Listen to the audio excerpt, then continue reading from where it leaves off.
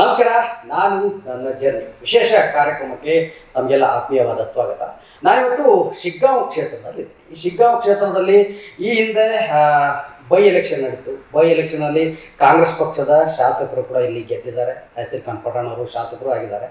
ಇದಕ್ಕೆ ಸಂಬಂಧಪಟ್ಟಂತೆ ಸಾಕಷ್ಟು ಜನರ ಸಂದರ್ಶನಗಳನ್ನು ಮಾಡಿದ್ವಿ ನಾವು ಇದೇ ನಮ್ಮ ಶ್ರೀ ಕರ್ನಾಟಕದಲ್ಲಿ. ಜೊತೆಗೆ ಒಂದು ಸಖತ್ತಾಗಿ ಒಂದು ಫೈಟ್ ಏರ್ಪಟ್ಟಿತ್ತು ಇಲ್ಲಿ, ಅದನ್ನು ಕೂಡ ನೋಡಿದ್ವಿ. ಇದ್ರ ಜೊತೆಗೆ ಆಗಿಲಿಂದ ಅಲ್ಲದೆ ಅವಾಗಿನ ಒಂದು ಫೈಟ್ ಏರ್ಪಟ್ಟಾಗ ಯಾರೆಲ್ಲ ಇದ್ರು ರಾಜಕೀಯ ಮುಖಂಡರು, ಅದ್ರ ಹಿಂದಿನಿಂದ ಪಕ್ಷಕ್ಕಾಗಿ ದುಡಿದಂಥವ್ರು ಸಾಕಷ್ಟು ಜನ ಇದ್ದಾರೆ. ಆ ಪೈಕಿ ನಾನು ಈಗಿನ ಕಾಂಗ್ರೆಸ್ನ ಮಹಿಳಾ ಜಿಲ್ಲಾ ಅಧ್ಯಕ್ಷ ಆಗಿರ್ತಕ್ಕಂತಹ ಪ್ರೇಮಾ ಪಾಟೀಲ್ ಅವರು ನಮ್ಮ ಜೊತೆ ಇದ್ದಾರೆ. ಅವ್ರನ್ನ ನಾನು ಕಾರ್ಯಕ್ರಮಕ್ಕೆ ವೆಲ್ಕಮ್ ಮಾಡ್ಕೊಂಡು ಸಾಕಷ್ಟು ಮಾತಾಡ್ತಾ ಹೋಗ್ತೀನಿ. ಮೇಡಮ್, ಕಾರ್ಯಕ್ರಮಕ್ಕೆ ಆತ್ಮೀಯವಾದ ಸ್ವಾಗತ. Thank you. ತಮಗೂ ಕೂಡ ಸ್ವಾಗತ. ಮೇಡಮ್, ಹೇಗೆ ಅನಿಸ್ತಾ ಇದೆ ಕ್ಷೇತ್ರ? ಮೊದಲೇ ಈಗ 1 ವರ್ಷ ಕಳೆದ್ರಿ, ಸಾಕಷ್ಟು ಕಷ್ಟಪಟ್ಟಿದ್ರಿ.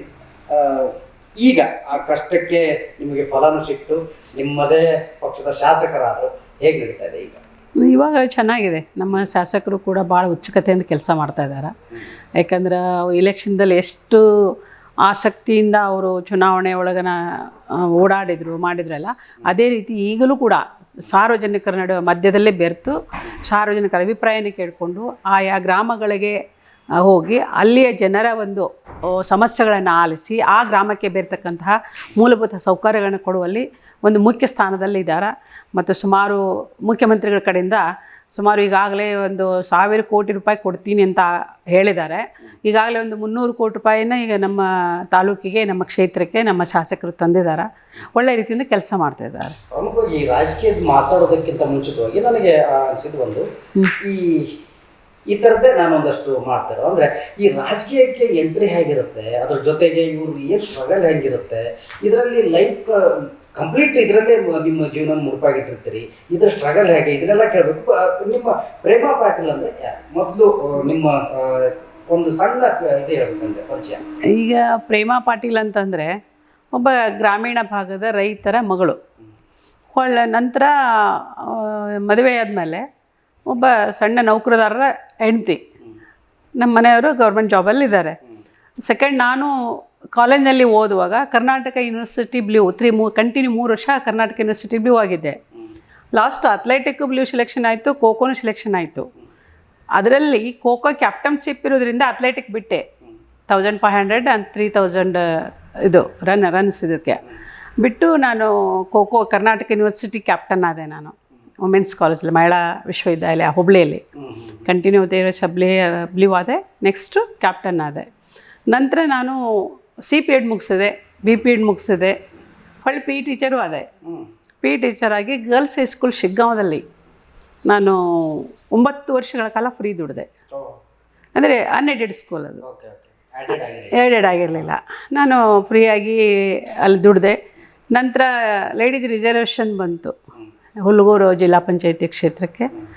ಆಗ ಆ ಕ್ಷೇತ್ರದ ಜನರು, ಆಮೇಲೆ ನಮ್ಮ ಮನೆಯವರು, ನಮ್ಮ ಅಣ್ಣ ಇರ್ಬೋದು, ನಮ್ಮ ಅತ್ತಿಗೆ, ನಮ್ಮ ಮನೆಯವರು, ಇಲ್ಲ ಅಲ್ಲಿ ಕುನ್ನೂರವರು ಕಾಂಗ್ರೆಸ್ನಿಂದ ನಿಂತ್ಕೊಡ್ರಿ ಅಂತ ಬಂದಿದ್ದರು ಆ ಮೂಮೆಂಟಲ್ಲಿ.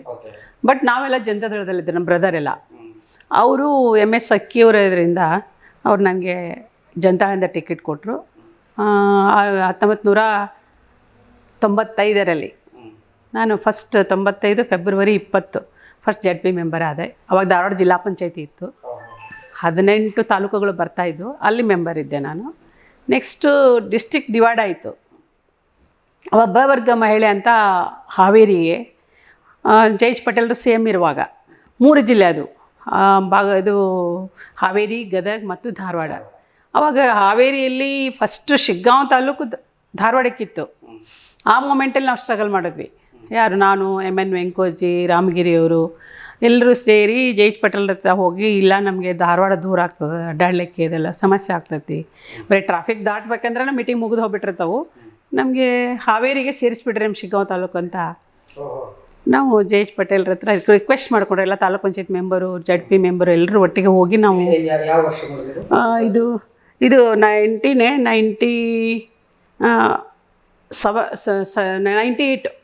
98 ಡಿಸ್ಟ್ರಿಕ್ಟ್ ಡಿವೈಡ್ ಆಯ್ತಲ್ಲ. ನಾನು 98 ಸೆಪ್ಟೆಂಬರ್ದಲ್ಲಿ ನಾನು ಇದಾಗಿದ್ದು, ಅಧ್ಯಕ್ಷ ಆಗಿರೋದು. ಅದಕ್ಕಿಂತ ಮುಂಚೆ ಆಗಿತ್ತಿದ್ದು. ಆ ಮೂಮೆಂಟಲ್ಲಿ ನಾವೆಲ್ಲ ಹೋಗಿ ಕೇಳ್ಕೊಂಡ್ವಿ. ಅವಾಗ ಆಯಿತು ಅಂತೇಳಿ ಜಯೇಶ್ ಪಟೇಲ್ರು ಸಪ್ರೇಟ್ ಮಾಡಿದರು.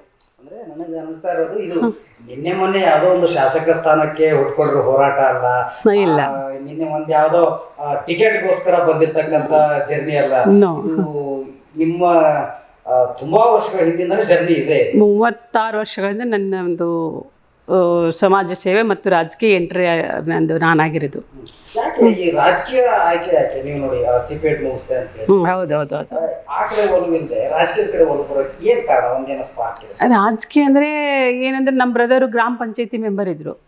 ಕಂಟಿನ್ಯೂ 5 ಪೀರಿಯಡ್ ಮೆಂಬರ್ ನಮ್ಮ ಬ್ರದರು, 6 ಪೀರಿಯಡ್ 30 ವರ್ಷ ಗ್ರಾಮ ಪಂಚಾಯತಿ ಸದಸ್ಯರು ನಮ್ಮ ಬ್ರದರು. ಆಮೇಲೆ ನಮ್ಮ ಮನೆಯವ್ರಿಗೂ ರಾಜಕೀಯ ಅಂದರೆ ಸ್ವಲ್ಪ ಇಂಟ್ರೆಸ್ಟ್ ಜಾಸ್ತಿ. ಅವ್ರು ಜಾಬ್ ಮಾಡ್ತಾ ಇದ್ದಾರೆ, ಬಟ್ ನನಗೆ ರಾಜಕೀಯ ಇಂಟ್ರೆಸ್ಟ್ ಇರೋದ್ರಿಂದ, ಇಲ್ಲ ನೀನು ಲೇಡೀಸ್ ರಿಸರ್ವೇಷನ್ ಇರೋದ್ರಿಂದ ನಮ್ಮ ಆಮೇಲೆ ಅಲ್ಲಿ ನಮ್ಮ ಅಕ್ಕಪಕ್ಕದವರೆಲ್ಲರೂ ಇಲ್ಲ ಇವರೆಲ್ಲ ಸೋಷಿಯಲಾಗಿ ಮಾಡ್ತಾರೆ, ಟೀಚರ್ ಅದರ ನಾಲೆಜ್ ಇತ್ತು ಎಲ್ಲ ರೀತಿಯಿಂದ, ನೀ ಯಾಕೆ ನಿಲ್ಬಾರ್ದು? ನನಗೂ ರಾಜಕೀಯ ಇಂಟ್ರೆಸ್ಟ್ ಇತ್ತು, ನನಗೂ ಇಂಟ್ರೆಸ್ಟ್ ಇತ್ತು. ಅಂದರೆ ನಾನು 8-9 ವರ್ಷ ಟೀಚರ್ ನೌಕರಿ ನೋಡಿದೆ, ಫ್ರೀಯಾಗಿ ದುಡ್ದೆ ಇನ್ನೂ ಎಡೆಡ್ ಆಗಿರಲಿಲ್ಲ. ಹೋಗ್ಲಿ ಬಿಡು ಹಂಗಾರೆ ಅಂತಿಕೊಂಡು ನನಗೂ ರಾಜಕೀಯ ಎಲ್ಲ ಇದು ನೋಡಿದಾಗ ನಾನು ರಾಜಕಾರಣ ಮಾಡಬೇಕನ್ನೋ ಒಂದು ಆಸಕ್ತಿ ಇತ್ತು ನನ್ನಲ್ಲಿ. ನಮ್ಮ ಮನೆಯವರು ಸ್ಕೋಪ್ ಕೊಟ್ಟರು, ಹೀಗಾಗಿ ನಾನು ನಿಲ್ತೀಯ ಅಂದ ತಕ್ಷಣ ಹ್ಞೂ ಅಂದ್ಬಿಟ್ಟೆ. ನಿಮ್ಗೆ ಅನ್ನಿಸ್ತಿಲ್ವಾ? ಅಂದರೆ ಈಗ ರಾಜಕೀಯ ನಿಮಗೆ 1-2 ವರ್ಷ ಓಡಾಡ್ಬಿಟ್ರೆ ಯಾವುದೋ ಒಂದು ಸ್ಥಾನ ಸಿಗುತ್ತೆ, ಈ ಪೀರಿಯಡ್ ಓಡಾಡ್ಬಿಟ್ರೆ ಒಂದು ಯಾವ ಸ್ಥಾನ ಸಿಗುತ್ತೆ ಅನ್ನೋ ಥರದ್ದಲ್ಲ. ಇದು ಲಾಂಗ್ ಜರ್ನಿ. ಹೌದು. ಇದರಲ್ಲಿ ನಾನು ಸಕ್ಸಸ್ ಕಂಡುಕೊಳ್ತೀನಿ ಅನ್ನೋ ಧೈರ್ಯ ಬಂದಿದ್ದೆ ನಿಮಗೆ? ಆವಾಗ ಲೇಡೀಸ್ ಅದೇ ರಿಸರ್ವೇಷನ್ ಆಗಿತ್ತು 33%. ಆವಾಗ ಏನಪ್ಪ ಅಂತಂದರೆ, ಇಲ್ಲ ಯಾವುದೇ ರಂಗ ಇರಲಿ, ರಾಜಕೀಯ ಅಂತಲೇ ಅಲ್ಲ, ರಾಜಕೀಯನೇ ಇರ್ಬೋದು ಅಥವಾ ಶಿಕ್ಷಣ ರಂಗ ಇರ್ಬೋದು, ಯಾವುದೇ ರಂಗದಲ್ಲಿನೂ ಕೂಡ ನಾವು ಆಸಕ್ತಿಯಿಂದ ಕೆಲಸ ಮಾಡಿದ್ರೆ ಅಲ್ಲಿ ಯಶಸ್ಸನ್ನು ಕಾಣ್ತೀವಿ ಅನ್ನೋ ಒಂದು ಉದ್ದೇಶ ನಮ್ಮ ಮನೇಲಿ. ಆವಾಗ ನನಗೆ ಮತ್ತೆ ಇನ್ನೊಂದೇನು ಅಂದರೆ, ನಾನು ಮೆಂಬರ್ ಆಗಿ 1 ತಿಂಗಳಿಗೆ ನಂದು ಗೌರ್ಮೆಂಟ್ ಆರ್ಡರ್ ಬಂತು. ಹೈಸ್ಕೂಲ್ ಟೀಚರ್ ಆವಾಗೇ CPED ನಾ ಮಾಡಿಸಿದ್ನಲ್ಲ, BPED, ಆವಾಗೇ ನನಗೆ ಆರ್ಡರ್ ಬಂತು. ಆವಾಗ DDP ಅವರು ಹೇಳಿದರು, ನಾನು ಎಜುಕೇಷನ್ ಕಮಿಟಿ ಮೆಂಬರ್ ಇದ್ದೆ ಧಾರವಾಡದಲ್ಲಿ. ಇಲ್ಲ ನೀವು ಎಜುಕೇಷನ್ ಕಮಿಟಿ ಮೆಂಬರ್ ಇದ್ದೀರಿ ಮತ್ತು ನಿಮ್ಮದು ಆರ್ಡರ್ ಬಂದಿದೆ ಇದ್ರದ್ದು. ಆವಾಗ ಮೆರಿಟ್ ಮೇಲೆ ಇತ್ತು, ಅವಾಗ ಏಜ್ ಆ್ಯಂಡ್ ಮೆರಿಟ್ ಮೇಲೆ ತೊಗೊಳ್ದಿತ್ತು. ನಿಮ್ಮದು ನೀವು ಜಾಬಿಗೆ ಹೋಗ್ತೀರಾ ಅಂದ್ಕೂಳೆ ನಮ್ಮ ಮನೆಗೆ ಇವರು, ಇಲ್ಲ ಬೇಡ ಒಂದು ಸಲ ನೀನು ರಾಜಕೀಯ ಎಂಟ್ರ್ ಆಗಿ ನೀ ಅದು ಮಾಡು, ನನಗೊಂದು ಗೌರ್ಮೆಂಟ್ ಜಾಬ್ ಇದೆ ಸಾಕು ಅಂತ ನಮ್ಮ ಮನೆಯವರೆಲ್ಲ ಹೇಳಿದರು. ಹೇಳಿದಾಕ್ಷಣ ನನಗೊಂಥರ ಹೋಗ್ಬೇಕು ಅನ್ನಿಸ್ತು. ಎಲ್ಲಿಗೆ ಜಾಬಿಗೆ ಹೋದರೆ 30 ಇಯರ್ಸು, ಇದು 5 ಇಯರ್ಸ್ ಅಷ್ಟೇ ಹಿಂಗೆ ಅಂತ ಅನ್ನಿಸ್ತು. ಆದರೂ ಕೂಡ ಒಂದೇನೋ ಸಮಾಜ ಸೇವೆ ಹಿಂದಿಂದನೂ ಸ್ವಲ್ಪ ನಮ್ಮ ಫ್ಯಾಮಿಲಿಯಲ್ಲಿ ಆ ಥರ ನಮ್ಮ ಬ್ರದರು ನಮ್ಮ ಬ್ರದರು ಅವೆಲ್ಲ ಮಾಡೋದ್ರಿಂದ ಅದನ್ನ ನೋಡಿ ಇಲ್ಲ ಮಾಡಬೇಕನ್ನೋ ಆಸೆ ನನಗೂ ಬಂತು. ಹೀಗಾಗಿ ನಾನು ಗೌರ್ಮೆಂಟ್ ಜಾಬನ್ನು ಬಿಟ್ಟೆ. ನಾನು ಬಂದಿದ್ದು ಇದನ್ನು ಅಪಾರ್ಚುನಿಟಿ 6 ಮಂತ್ಸ್ ಟೈಮ್ ಕೊಟ್ಟರು ನನಗೆ ಅವರು. ನೀವು ಜಾಯಿನ್ ಆಗ್ತಾರೆ ಅಂದರೆ 6 ಮಂತ್ ಟೈಮ್ ಕೊಡ್ತೀನಿ ಮೇಡಮ್, ನೀವು ಜಾಯಿನ್ ಆಗ್ಬೋದು ಅಂತ. ಈಗ ಅದನ್ನ ನೆನೆಸ್ಕೊಟ್ರೆ ನೆಮ್ಮದಿ ಇದೆಯಾ ಮೇಡಮ್? ಯಾಕಂದರೆ ಗೌರ್ಮೆಂಟ್ ಜಾಬ್ ಆಫರ್ ಬರುತ್ತೆ ನಿಮಗೆ, ಅದನ್ನ ಬಿಟ್ಟು ರಾಜಕೀಯದಲ್ಲಿ ತೋರಿಸ್ಕೊಂಡಿದ್ದೀರಿ. ಒಂದಷ್ಟು ಏರುಪೇರು ರಾಜಕೀಯ ಆದ್ಮೇಲೆ ಆ ಏರುಪೇರುಗಳನ್ನು ನೋಡಿದಾಗ, ಒಂದ್ ಕಡೆ ಸರ್ಕಾರಿ ಜಾಬ್ ಅನ್ನು ನೋಡಿದಾಗ ಏನ್ ಅನ್ಸುತ್ತೆ? ಇಲ್ಲ, ಸರ್ಕಾರಿ ಜಾಬ್ ನೋಡಿದಾಗ ಎಲ್ಲ ರಂಗದಲ್ಲಿ ಕೆಲಸ ಮಾಡಿದ್ರೇನೆ ಅದಕ್ಕೊಂದು ಬೆಲೆ ಇರ್ತದೆ. ಈಗ ನೌಕರಿ, ಟೀಚರ್ ನೌಕರಿಯಿಂದ ಅಂದಾಕ್ಷಣ ಅಲ್ಲಿ ಖಾಲಿ ಕೂತ್ಕೊಂಡು ಪಗಾರ ತೊಗೊಳಿಕ್ಕಾಗಲ್ಲ, ಅಲ್ಲಿ ದುಡಿಲೇಬೇಕು. ಇಲ್ಲಿ ಏನೋ ಒಂದು ತೃಪ್ತಿ, ಸಮಾಜ ಸೇವೆ ಮಾಡೋದ್ರಿಂದ ಇವತ್ತು ದುಡ್ಡು ಇರಲಿ ಇರದೇ ಇರಲಿ ಅದೊಂದು ತೃಪ್ತಿ ಇರ್ತದೆ ನಮಗೆ. ಏನೋ ಯಾರಿಗೋ ಒಂದು ಸಹಾಯ ಮಾಡಿದೆ ಅಥವಾ ಇದೊಂದು ಕೆಲಸ ಮಾಡಿಕೊಟ್ಟೆ, ಹಿಂಗೆ ಅದೊಂದು ತೃಪ್ತಿ ಇರ್ತದೆ. ಹಿಂಗಾಗಿ ಕೆಲವೊಂದು ಟೈಮ್ ಹೋಗಬೇಕಾಗಿತ್ತೇನೋ ಅಂತ ಅನಿಸಿದ್ರು ಕೂಡ, ಇಲ್ಲ ನಾನು ಈ ಕೆಲಸ ಮಾಡೇನಿ, ಜನರೆಲ್ಲ ಒಳ್ಳೇದಾಗೈತಿ ಸಾಕು ಬಿಡು ಅಂತ ಹಿಂಗೆ. ರಾಜಕೀಯ ಅಂದ್ರೆ ಹೋರಾಟ ಹೆಚ್ಚು, ಭಾಳ ನಂಬಕ್ಕೆ ಆಗಲ್ಲ. ಹೌದು, ಇರ್ತಕ್ಕಂಥ ಎಲ್ಲ ರಾಜಕೀಯದವ್ರನ್ನ ನೋಡ್ತೇವೆ ನಾವು. ಹೌದು. ಇವೆಲ್ಲ ಇದ್ದು ನಿಮ್ಮ ಮನೆಯವ್ರು ನಿಮ್ಗೆ ಹೇಗೆ ಅಷ್ಟೊಂದು ಸಪೋರ್ಟ್ ಮಾಡಿದ್ರೆ? ಯಾಕಂದ್ರೆ ಮನೆಗೆ ಗೃಹಿಣಿ ಇದ್ರೆ ಮನೆ ಅಂಥದ್ದು, ಅವ್ರನ್ನ ರಾಜಕೀಯಕ್ಕೆ ಬಿಟ್ಟು ಇದು ಮಾಡೋದು ತುಂಬಾ ಸಪೋರ್ಟ್ ಅನ್ಕೊಳ್ಳೋಣ ಒಂದ್ ಕಡೆ. ಅವ್ರಿಗೆ ಹೆಂಗ್ ಬಂತು ಅಂತ? ಇಲ್ಲ, ನಮ್ಮ ಮನೆಯವರು ಮೊದಲಿಂದನೂ ಸ್ವಲ್ಪ ಯಾರೋ ಅಂದ್ರೆ ರಾಮಕೃಷ್ಣ ಹೆಗಡೆ ಅವರು, ಅವರಿದ್ದಾವಾಗಲೇ ನಮ್ಮ ಮನೆಯವರು, ಅವ್ರ ಮನೇಲಿ ಒಂದು ಫೋಟೋ ಇದೆ. ಇವ್ರು ಸಣ್ಣವ್ರು ಇನ್ನೂ ಸ್ಕೂಲ್ಗೇನು ಹೋಗ್ತಿದ್ರಂತೆ. ಮನೆ ಕರೆಸಿದಾಗ ಇವರು ಊರಲ್ಲೆಲ್ಲ ಇದು ಮಾಡ್ಕೊಂಡು ಅಡ್ಡಾಡ್ತಿದ್ರು, ಪ್ರಚಾರ ಮಾಡ್ಕೊಂಡು ಅಡ್ಡಾಡ್ತಿದ್ರಂತೆ ತಮ್ಮ ಊರಲ್ಲಿ. ಇನ್ನು ಹೈಸ್ಕೂಲ್ ಮಟ್ಟದಲ್ಲಿ ಇದ್ದವಾಗ ಆವಾಗಿಂದವ್ರಿಗೆ ರಾಜಕೀಯ ಹುಚ್ಚು.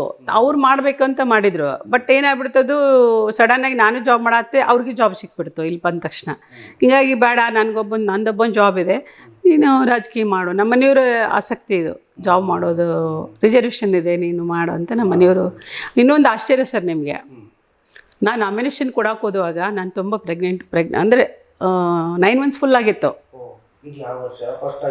ಫಸ್ಟ್ ಟೈಮ್ 95ದಲ್ಲಿ ಹೌದು, 95 ಜನವರಿ ಒಳಗೆ ನೀವು ಅವಾಗ ಪ್ರೆಗ್ನೆಂಟು ಆ ಟೈಮಲ್ಲಿ ಡಿಸಿಷನ್ ತಗೋತೀರಿ, ಜೊತೆಗೆ ಮಾಡಲೇಬೇಕನ್ನೋ ಹಠ ಇರುತ್ತೆ, ಓಕೆ ಅದೆಲ್ಲ ಸರ್ ನಾವು ಒಪ್ಕೊಳ್ಳೋಣ. ಅದು ನಿಮಗೆ ಪ್ರಚಾರ ಅಂತ ಬರುತ್ತೆ, ಅದು ಓಡಾಟ ಇರುತ್ತೆ, ಅದೆಲ್ಲ ಹೆಂಗೆ? ಅದು ಹೇಳ್ತೀನಿ ಸರ್. ಅದನ್ನೇ ನಾಮಿನೇಷನ್ ಕೊಡ್ಲಿಕ್ಕೆ ಬಂದೆ. ಅವತ್ತು ಶಾರ್ಟರ್ಡೇ ಇತ್ತು, ಬೇಡ ಅಂದ್ಕೊಂಡು ವಾಪಸ್ ಕಳಿಸ್ಬಿಟ್ರು. ಇಲ್ಲ ಇವತ್ತು ಸ್ಯಾಟರ್ಡೇ ಇದೆ ಬೇಡ ಅಂತಕೊಂಡ್ರು. ನಾವು ಒಂದು ಟೆಂಪೋ ಜನ ಕರ್ಕೊಂಡು ಮತ್ತೆ ವಾಪಸ್ ಹೋದೆ. ಮತ್ತೆ ನಾನು ಮಂಡೇ ಬರಬೇಕಾಗಿತ್ತು ಅದಕ್ಕೆ ನಾಮಿನೇಷನ್ ಕೊಡೋಕ್ಕೆ. ಅಷ್ಟರಲ್ಲಿ ಅವತ್ತು ನೈಟ್ ಡೆಲಿವರಿ ಆಗ್ಬಿಡ್ತು ನಂದು. ಈಗ ನಾಮಿನೇಷನ್ ಕೊಡೋಕೆ ಬಂದ ದಿವಸನೇ ಅಲ್ಲೇ ಡೆಲಿವರಿ ಆಗ್ಬಿಡ್ತು. ಆದ ತಕ್ಷಣ ಅವಾಗಿಲ್ಲ ನಾಮಿನೇಷನ್ ಕೊಡೋಕೆ ಹೋಗೋಕ್ಕಾಗೋದಿಲ್ಲ ಹಂಗೆ ಅಂತಕೊಂಡ್ರು. ಲಾಸ್ಟ್ 5 ಡೇಸ್ ಆದಮೇಲೆ ಕುಸಿನ ಕರ್ಕೊಂಬಂದು ನಾಮಿನೇಷನ್ ಕೊಟ್ಟೆ ನಾನು. ಉಯ್ತು ಪಾಪನ ಕರ್ಕೊಂಡೇ ಬಂದಿದ್ದೆ. ಕರ್ಕೊಂಡಾಗ ಅದನ್ನು ಕಾರಲ್ಲಿ ಕೂಡಿಸ್ಬಿಟ್ಟು ನಾನು ಹೋಗಿ ನಾಮಿನೇಷನ್ ಕೊಟ್ಟು ವಾಪಸ್ ಬಂದು ಮತ್ತೆ ಇಲ್ಲಿ ನನ್ನ ಫ್ರೆಂಡ್ ಮನೆಗೆ ಹೋಗಿ ಪಾಪುಗೆ ಇದು ಮಾಡಿಸ್ಬಿಟ್ಟು ಡಾಕ್ಟ್ರ್ ಹತ್ರ ಹೋಗಿ ಇಂಜೆಕ್ಷನ್ ಮಾಡಿಸ್ಕೊಂಡು ಊರಿಗೆ ಹೋದ್ವಿ ಇಬ್ಬರೂ. 5 ದಿವಸಕ್ಕೆ 13 ದಿನಕ್ಕೆ ಕೂಸಿನ ತೊಟ್ಟಲಲ್ಲೇ ಹಾಕಿ ಇದಕ್ಕೆ ಪ್ರಚಾರಕ್ಕೆ ಹೋದೆ ನಾನು. 13 ಡೇಸ್ ಪ್ರಚಾರಕ್ಕೆ ಹೋಗ್ತಿದ್ದೆ ನಾನು. ಒಂದು ಟೆಂಪೋ, ಒಂದು ಕಾರು. ನಾನು ಕಾರಲ್ಲಿ, ಒಂದು ಟೆಂಪೋ ಜನ ಹೆಣ್ಮಕ್ಳು. ಪಾಪು ಹೊತ್ನಾಗ ಪಾಪನ ಬಾಯಿಗೆ ಇದು ಇಡೋರು, ಮೈಕ್ ಇಡೋರು. ಅವಾಗ ಪಾಪು ಅಳ್ತಿದೆ, ಹೋಗಿ ಬರ್ರಿ ಅಂತಂದು ಅವಾಗ ನಾನು ಬಂದು ಹಾಲು ಕುಡಿಸಿ ಹೋಗಿದ್ದೆ. ಮತ್ತೆ ನನಗೇನು ಅನ್ಸುತ್ತಂದ್ರೆ ಆ ಪಾಪು ನಿಮ್ಗೆ ಗೆದ್ದು ತಂದ್ಕೊಡೋಕೋಸ್ಕರನೇ ಅದೊಂದು ಸೊಲ್ಯೂಷನ್ ಚೆನ್ನಾಗಿತ್ತು. ಜಯ ತಂದ್ಕೊಡೋದಕ್ಕೆ ಆ ಪಾಪು. ಹೌದು. ಇಷ್ಟೆಲ್ಲ ಸ್ಟ್ರಗಲ್ ನಿಮ್ದು. ಮತ್ತೆ ರಾಜಕೀಯ ಗೆಲ್ತೀರಿ, ಅದು ಆ ಒಂದು ಪೀರಿಯಡ್ ಮುಗಿದ ತಕ್ಷಣ ಮುಂದಿನ ಇದಕ್ಕೆ ಹೇಗೆ ಎಲ್ಲರಿಗೂ ಆಸೆ ಇದೆ. ಹೌದೌದು. ನಿಮ್ಗೆ ಇನ್ಸ್ಪಿರೇಷನ್ ಯಾರು? ಅಂದ್ರೆ ಈ ರಾಜಕೀಯಕ್ಕೆ ಬರಬೇಕು ಅಂದ್ರೆ ಈ ತರ ವ್ಯಕ್ತಿ ನನಗೆ ಇನ್ಸ್ಪಿರೇಷನ್, ರಾಜಕೀಯದಲ್ಲಿ ನಾನು ತೊಡಗಿಸ್ಬೇಕು ಎಲ್ಲ ಒಂದು. ನನಗೆ ಇನ್ಸ್ಪಿರೇಷನ್ ಇಂದಿರಾ ಗಾಂಧಿ ಅವರು. ಹೆಂಗೆ ಅಂದರೆ ನಮ್ಮ ಎಲ್ಲ ಟೆನೆನ್ಸ್ ಜಮೀನಿದ್ವು. ನಮ್ಮ ತಾಯಿ ಇಂದಿರಾ ಗಾಂಧಿ ಅಂದರೆ ಭಾಳ ಇಷ್ಟ ನಮ್ಮ ತಾಯಿಗೆ. ಇಂದಿರಾ ಗಾಂಧಿ ಅವರು ನಮ್ಮ ತಾಯಿಯ ಪ್ರವಾಸಕ್ಕೆ ಹೋಗಿದ್ರಂತೆ. ಅಲ್ಲಿ ಇಂದಿರಾ ಗಾಂಧಿ ನೋಡಿದ್ರಂತೆ, ಪ್ರಿಯಾಂಕಾ ಗಾಂಧಿ ಅವ್ರು ಚಿಕ್ಕವರಿದ್ರಂತೇನು, ಪ್ರಿಯಾಂಕಾ ಗಾಂಧಿ ನೋಡಿದ್ರಂತೆ. ನಮ್ಮ ತಾಯಿ ಬಂದವ್ರೆ, ಈ ಇಂದಿರಾ ಗಾಂಧಿ ನೋಡಿದೆ, ಹಿಂಗೆ ಎಷ್ಟು ಚಲೋ ಕೆಲಸ ಮಾಡಾರ, ಹಂಗೆ ಅಂತಿಗೂ ನಮ್ಮ ತಾಯಿ ಹೇಳ್ತಿದ್ರು. ಆಮೇಲೆ ನನ್ನ ಮಗಳಿಗೆ 1 ತಿಂಗಳಾಗಿತ್ತು ನಮ್ಮ ತಾಯಿ ಪ್ರವಾಸಕ್ಕೆ ಹೋದಾಗ. ಬಂದು ಪ್ರಿಯಾಂಕಾ ಅಂತ ಹೆಸರಿಟ್ರು. ನಾವು ಬೇರೆ ಹೆಸರಿಟ್ಟಿದ್ವಿ, ಶೀತಲ್ ಅಂತ. ಕ್ಯಾನ್ಸಲ್ ಮಾಡಿ ಪ್ರಿಯಾಂಕಾ ಅಂತ ಹೆಸರಿಟ್ರು. ಯಾಕಮ್ಮ ಅವ್ರ ಹೆಸರು ಯಾಕೆ ಇಡಾಕತ್ತಿ ಅಂದರೆ, ಅವರು ಟೆನೆನ್ಸ್ ಇದ್ರೊಳಗೆ ನನಗೆ ಉಳುವನೇ ರೈತ ಅಂತ ಇದು ಮಾಡಿದ್ರಲ್ಲ, ಅದರಲ್ಲಿ ನಮ್ಗೆ ಸ್ವಲ್ಪ ಜಮೀನು ಬಂತದು ನಮ್ಮ ತಾಯಿ ಇದ್ದಾಗ. ಅದು ಅವಂತೂ ತನ್ನ ಉಣ್ತೀವಿ. ಆಮೇಲೆ ಅವಾಗ ಸೀರೆ ಬೈಲ ಕೊಡ್ತಿದ್ರು, ಇಂದಿರಾ ಗಾಂಧಿ ಸೀರೆ ಅದು ಇದು ಅಂತ ಅಂದ. ರೈತರು, ನಮ್ಮ ತಾಯಿ ರೈತ ಮನೆತನದಲ್ಲಿದ್ದವರು. ಅವಾಗಿಂದನೇ ನಾವು ಇಂದಿರಾ ಗಾಂಧಿನೇ ನನಗೆ, ನಮ್ಮ ತಾಯಿ ಇಂದಿರಾ ಗಾಂಧಿ ಬಗ್ಗೆ ಭಾಳ ಹೇಳೋರು. ಅದೇ ನನಗೆ ಇನ್ಸ್ಪಿರೇಷನ್. ಹೌದೌದು. ಸುಮ್ಮನೆ ನಾವು ಎಲ್ಲ ಒಂದು ಇದು ನೋಡಿದಾಗ ಅನ್ಕೊಂಡ್ಬಿಡ್ತೀವಿ, ಬಟ್ ಒಂದು ಇಂತಿಂತ ದೊಡ್ಡ ಸ್ಟೋರಿ ಇರುತ್ತೆ. ಈಗ ಗೆಲ್ತೀರಿ, ನೆಕ್ಸ್ಟ್ ZP ಗೆದ್ದೆ. ಆಮೇಲೆ ಡಿಸ್ಟ್ರಿಕ್ಕು ಡಿವೈಡ್ ಆಯಿತು. ಇಲ್ಲಿ ಬವರ್ಗ ರಿಸರ್ವೇಷನ್ ಆಯಿತು. ಆಮೇಲೆ ಬವರ್ಗದಲ್ಲಿ ಸುಮಾರು 3 ಜನ, ನಾನು ಜನರಲ್ಲೆಲ್ಲ ಆರಿಸ್ಕೊಂಡಿದ್ದೆ, ಜನರಲ್ ಮಹಿಳೆಯಲ್ಲಿ. 2 ಬವರ್ಗದಲ್ಲಿದ್ದರು, ಸಾಲಿಮಠ ಮತ್ತು ಮರಿಗೌಡರು ಅಂತ ಹೇಳಿ. ಅವರು ತುಂಬ ಫೈಟು. ಇವರು ಜನರಲ್ಲೆಲ್ಲ ಆರಿಸಿ ಬಂದಿದ್ದಾರೆ, ಇವ್ರಿಗೆ ಯಾಕೆ ಬವರ್ಗ ಕೊಡಬೇಕು ಅಂತ. ಇವತ್ತು ಜನರಲಲ್ಲಿ ಯಾರಾದರೂ ಆರಿಸಿ ಬರ್ಬೋದು, ಕೆಟಗರಿ ಇದ್ದವರು. ಆ ಕೆಟಗರಿ ಬಂದಾಗ ಆ ಕೆಟಗರಿ ಅವ್ರು ಅಪ್ಲೈ ಮಾಡ್ಬೋದು. ಅದಕ್ಕೆ ಇಲ್ಲ ಅದು ಬರ್ತದದು ಇದು ಮಾಡಲಿಕ್ಕೆ ಅಂತ ಅಂದ್ಕೊಳ್ಳೆ. ಆಮೇಲೆ ನಮ್ಮ ಉದಾಸಿಯವ್ರು ನೆನಿತೆ ನಾನೀಗ. ಲೋಕೋಪಯೋಗಿ ಸಚಿವರಿದ್ದರು ನಮ್ಮ CM ಉದಾಸಿಯವರು. ಆಮೇಲೆ ಶಿವಣ್ಣವರು, ರುದ್ರಪ್ಪಣ್ಣವರು, ಖಾದ್ರಿ, ಅವಾಗ ಖಾದ್ರಿ ಇದ್ದರು MLA ಅಲ್ಲಿ, ಖಾದ್ರಿ ಅವರು. ಅವರೆಲ್ಲರೂ ಕೋಳಿವಾಡ್ರು ಮರೆಯಂಗಿಲ್ಲ, ದೊಡ್ಡ ಕೋಳಿವಾಡ್ರು ಅವರೇ. KB ಕೋಳಿವಾಡ್ರು. ಆಮೇಲೆ ಆ್ಯಕ್ಚುಲಿ ಅವ್ರು ಕಾಂಗ್ರೆಸ್ಸಲ್ಲಿ ಕೋಳಿವಾಡ್ರು. ಬನ್ನಿಕೋಡ್ರು ನಮ್ಮ ಇದರಲ್ಲಿ. ನಾವು ಬನ್ನಿಕೋಡ್ರು ಏನಂದ್ರೆ, ಬನ್ನಿಕೋಡ್ರು ಕ್ಷೇತ್ರದಲ್ಲಿ ಒಂದು ಕ್ಯಾಂಡಿಡೇಟು, ಇದರಲ್ಲಿ ಒಂದು ಕ್ಯಾಂಡಿಡೇಟ್ ಎಲ್ಲಿ ಹೇಳಿ, ಹಾನಗಲ್ಲಲ್ಲಿ ಒಂದು ಕ್ಯಾಂಡಿಡೇಟು. ಅವ್ರಿಗೆ ನುಂಗಲಾರ್ದೆ ತುತ್ತು. ಆದರೆ ಮತ್ತು ನಮ್ಮ ಶಿವಣ್ಣವರು ಸಪೋರ್ಟ್ ಮಾಡಿದ್ರು ನನಗೆ. ಶಿವಣ್ಣವರು ಇದ್ರಲ್ಲ ಅವಾಗ. ಅವರೆಲ್ಲರೂ ಕೂಡ ಇಲ್ಲ ಇವರು ಎಜುಕೇಟೆಡ್ ಅದಾರ, ಇವ್ರದ್ದು ಡಿಗ್ರಿ ಆಗ್ಯದ, ಸ್ವಲ್ಪ ಫಸ್ಟ್ ಜಿಲ್ಲಾ ಆಗೈತಿ, ಇವ್ರ ನಾಲೆಜ್ ಐತಿ, ಇವ್ರನ್ನೇ ಮಾಡೋಣ ಅನ್ನೊಂದು ತೀರ್ಮಾನಕ್ಕೆ ಬಂದ್ರೆ ಎಲ್ಲರೂ ಕೂಡಿ. ಕೋಳಿವಾಡ್ರು ಕಾಂಗ್ರೆಸ್ನಲ್ಲಿದ್ದರು.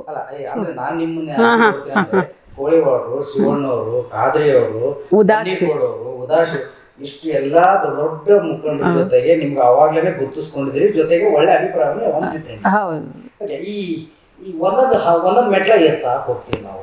ನಿಮಗೆ ಈಗ ನಾನು ಕಳೆದ ಬಾರಿ ಬೈಯಕ್ಕೆ ನಿಮ್ಮನ್ನು ಸಂದರ್ಶನ ಮಾಡಿದ್ದೀನಿ, ಜೊತೆ ನಿಮ್ಮನ್ನ ಮಾತಾಡ್ಸಿದ್ದೀನಿ, ಎಲ್ಲರೂ ನೋಡಿದ್ದೀನಿ.